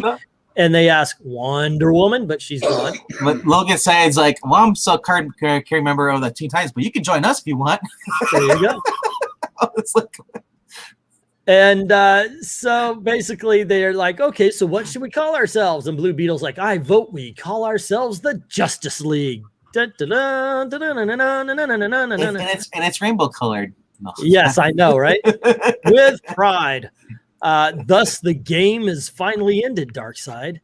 And as I foretold, you have lost. You never truly understood how deeply ingrained the need for legends is within the human psyche. Instead of destroying the concept of legends, you have merely reaffirmed it.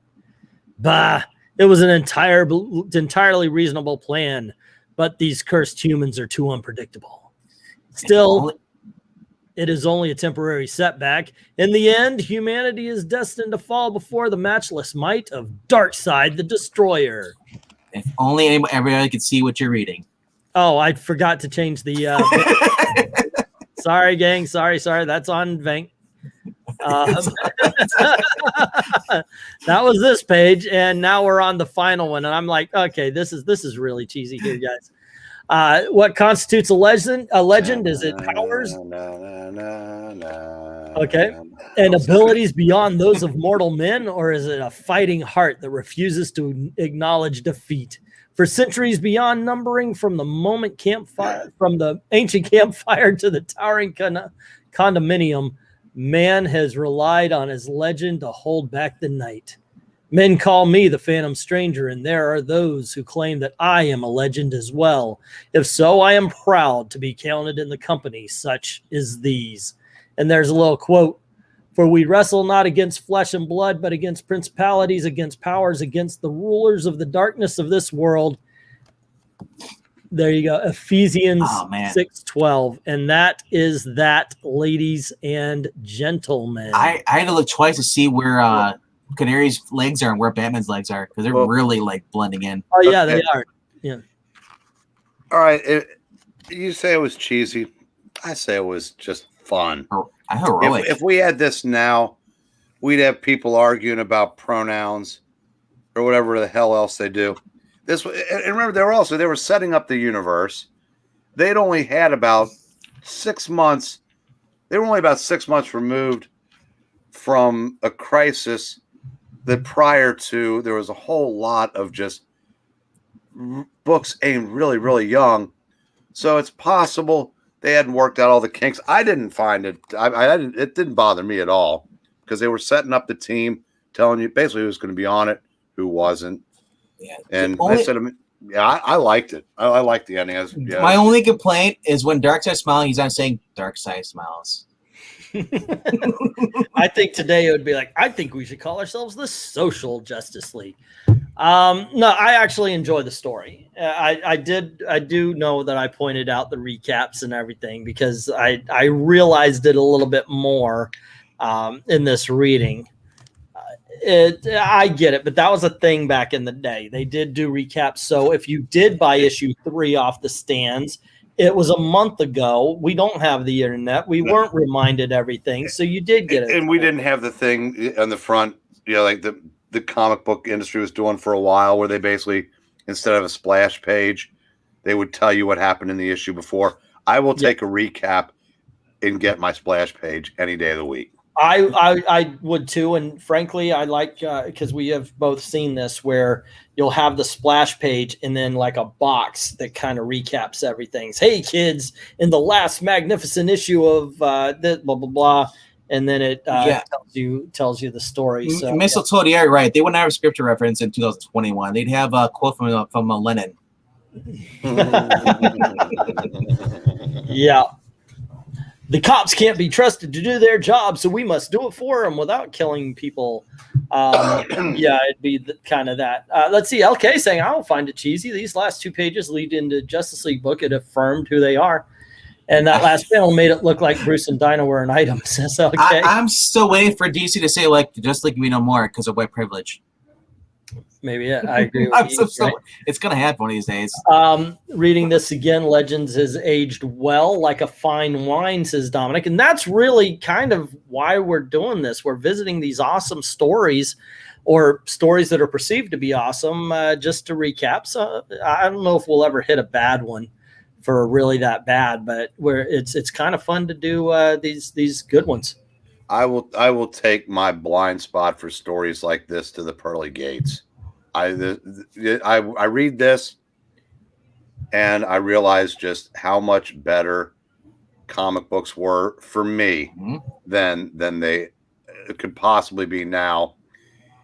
And I'm not, I said I am the one that champions Secret Invasion, Dark Reign, Siege, but they were to me great in a different way. But I prefer stuff like this. Because it's just this to me, this is what a comic book event should be. Where it's fun. There are stakes, but you don't feel like you need a shower after you're done. Yeah. It's fun. It's lighthearted, even though, like you said, the world was at stake, and the clock shops.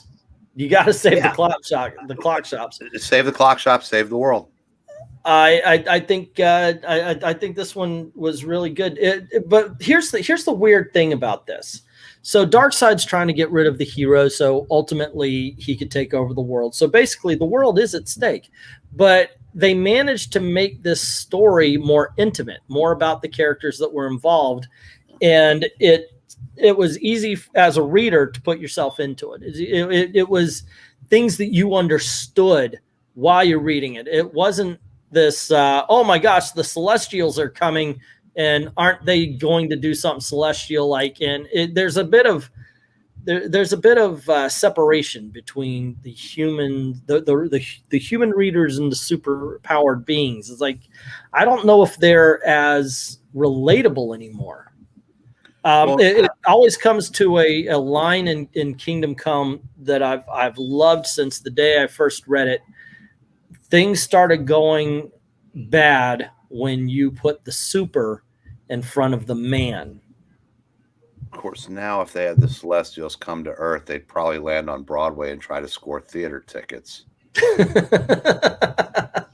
Spend 3 hours talking in their human forms over a peanut butter and jelly sandwich. No, it'd be shawarma because that's their go-to now. The Celestials are great at the TikToks. That's what they're good for. Yes.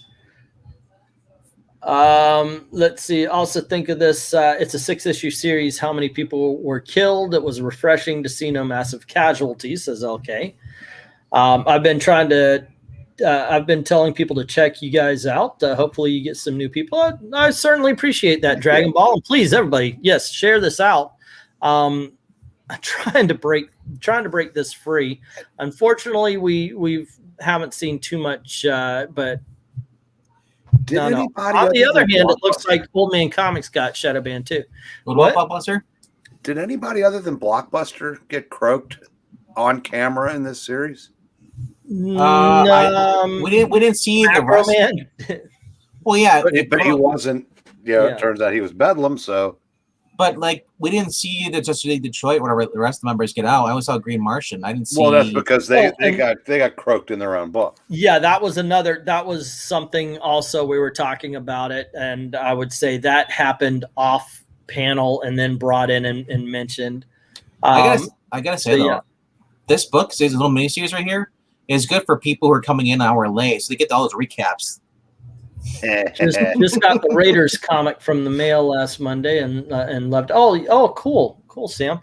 Oh, by the way, I did get Return to Cinder. I've got to find the name and attach Presley? it. No. It was I sent out some books, and they came back to me. Apparently, they weren't claimed. I don't know what happened with it, but I sent somebody some books from the auction, and they weren't claimed. I don't know why they sat in the post office, but I'm not going to, of course, I'm not going to tell the name, but I'll try to match it. It was Elvis. Who actually bought it. Back to the series. I think that at one point there might have been some kind of deluxe trade that had the issues plus the crossovers. Mm-hmm. Great thing about this series was you didn't need them. No. But if you read them, it really fits this story. It just so happens that I told you guys a long time ago. I did get, and Eric has seen part of my collection that I have digitally. I bought a set of discs that had everything Marvel, everything DC. Well, it turns out that it had a lot of the things in arcs. So what you have here is Batman 401, Detective 568, Legends #1, Green Lantern Corps 207, Legends #2, Cosmic Boy #1, Justice League #258, Secret Origins. Let's see, Secret Origins looks like #10. Firestorm 55, Booster Gold 13, Legends #3, Cosmic Boy #2, Justice League 259, Firestorm 56, Blue Beetle #9, and then it was Legends #4, Warlord 114, Cosmic Boy 3, Justice League 260, Blue Beetle #10, Warlord 115, Superman #3, Adventure Comics #1. Nope. Let me see. 426.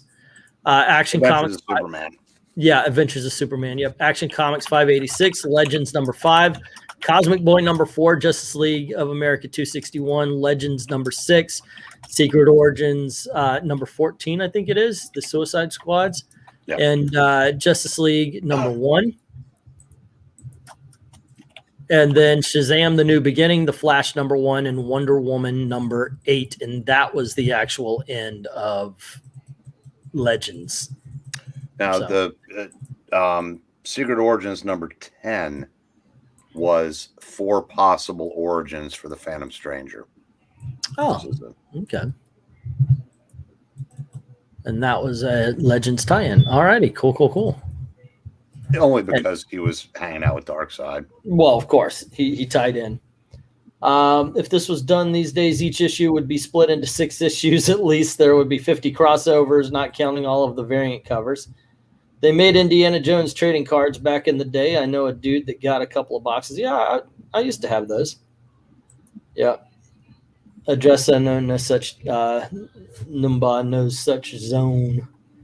Yeah, I do not. I don't know who the name belongs to. So I've got it. So it's not somebody who's a usual purchaser from the auction, because at this point I've got everybody's. Yeah. Although Zach Richmond's real name is very, very strange. That one kind of threw me. Yeah, but it's. I'll find out. I'll find out who it is. I've got the papers and all that kind of stuff. Now, important question, Vank, did you like it? Yeah, I loved it. I told you, it's right in line with the 1987 Mike Baron run Flash. Cool. And I love and Burn Man of Steel stuff. So it's right in my alley. This is where I prefer DC. 1980s comics are really good, and 1980s DC rocked on. I'm telling you, man, especially from 1985 on. From 1985 up until. I mean, I do love the more brooding Batman, because I love the fact that everybody just glares at you. You kind of like, okay, just back away.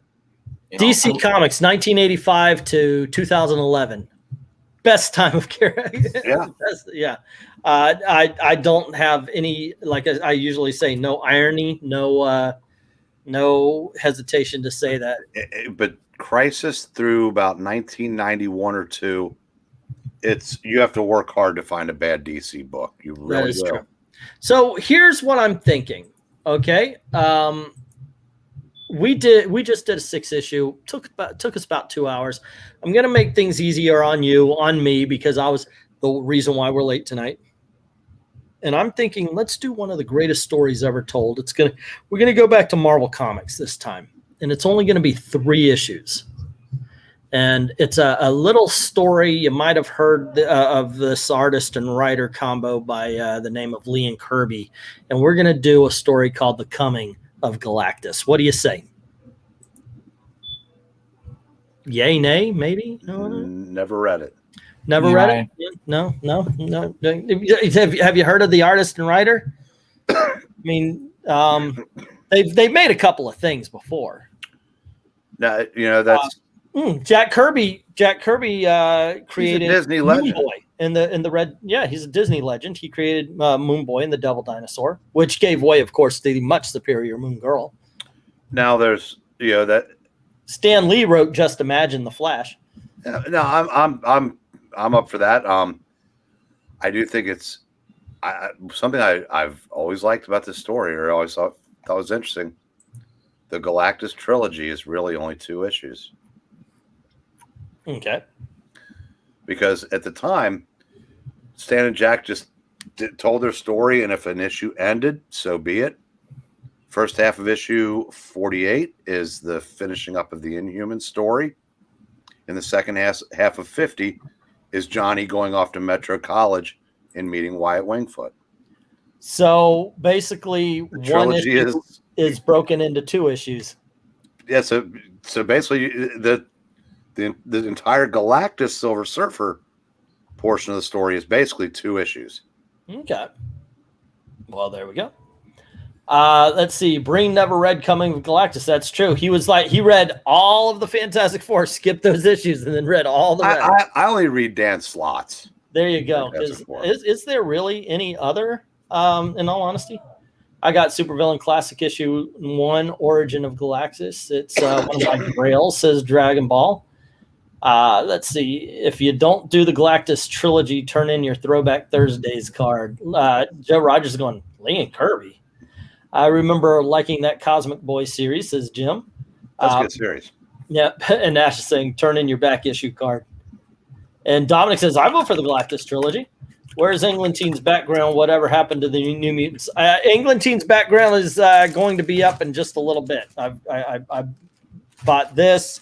I got my good books all framed up and everything, including one of the very good books. I don't know if you guys were there for the auction, but Krenez racked up about $211. And so he said, hey, you remember that Daredevil number 7? You want to trade for some of it? I went, yes. So it's in a package. It's in a package right over here. I did, however, get a collection of comics. I showed some of them off. I didn't open the big box. It's a DC mystery thing. So I didn't open that part of it, but I did get some of it. Hold on just a sec. So the Coming Galactus is like 100 pages long. No, no, collection. It's just 3 issues. Okay, yeah, 320-page issues. Yeah, I was looking at the Epic collection. That's why. It's like apparently must be extra stuff in there. Well, like I said, it's the story itself is really only about 40. Yeah, and you think about that compared to how stories are done today. That when you talk about the greatest, Death of Gwen Stacy, Days of Future Past, really Coming of Galactus is a 2-issue, and what they packed into 2 issues of actual pages is amazing compared to today. Or any era for that matter. What are you jumping out? Oh, we're not doing the story now. That's next week. We're doing the Coming of Galactus. So read up on it, Sam. Yeah, so you could join the conversation. I was just showing off some of the books I got. Once again, I got a big mystery box for the auction. It's unfortunately DC. I need Marvel. But I'm going to go ahead and jump off here. I did manage to get the Rogue Mini. All righty, bub. Well, I'll talk to you tomorrow night. Oh, yep. All right. See you guys. Good night, kids. Later.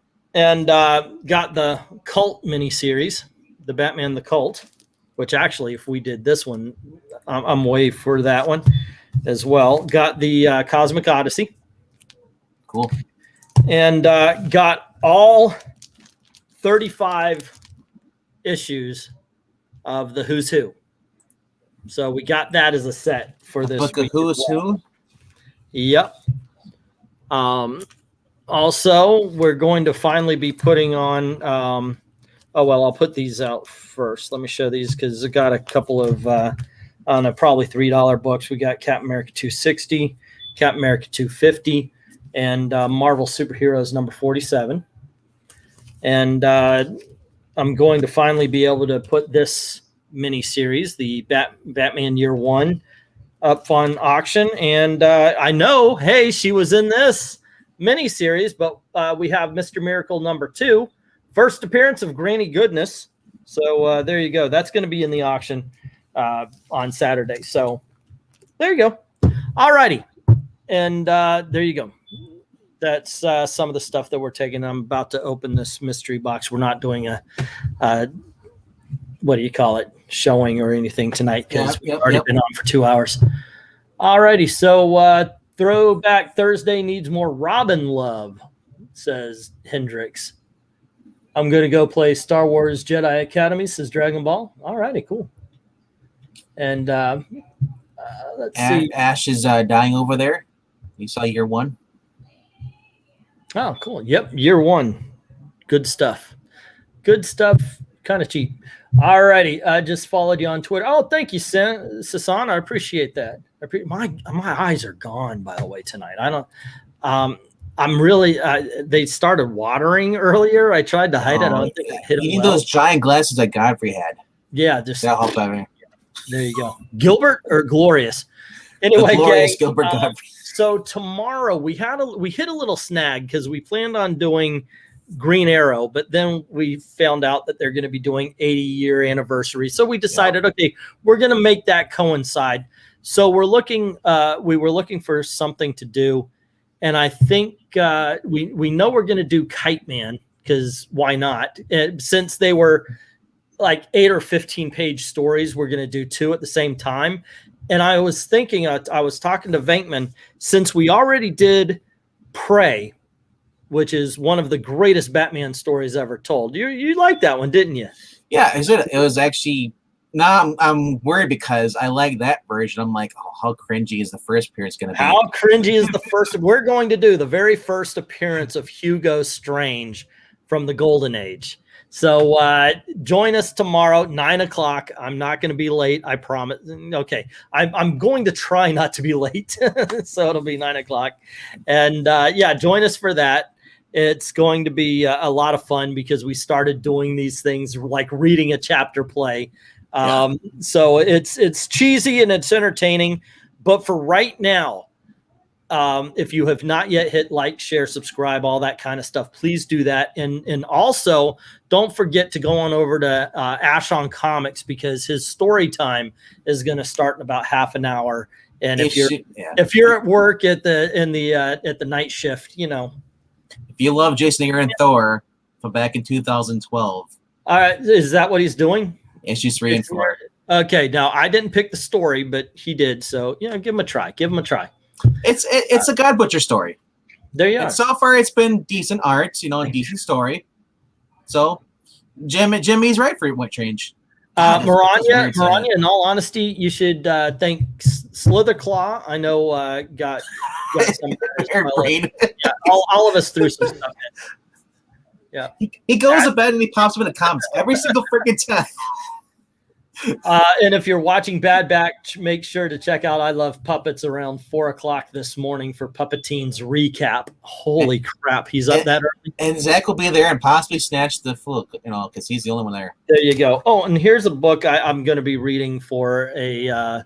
Maybe we'll do the first appearance of that here, because this is one of the ones that got this is one of the ones that got commissioned. I'm trying to do all the commission videos. By the way, Legends was a commissioned video. Hold on, I got to say thank you. Was it really? Wow. Yeah, it was a commissioned video. I was like, wait a second, someone had to pay us to do that. I would have done that for free. Wait, I am doing it for free. Yeah. I don't have it written down who commissioned it, but so I was going to say thank you, but I lost the name at this point. So there you go. And Gravedigger is one also.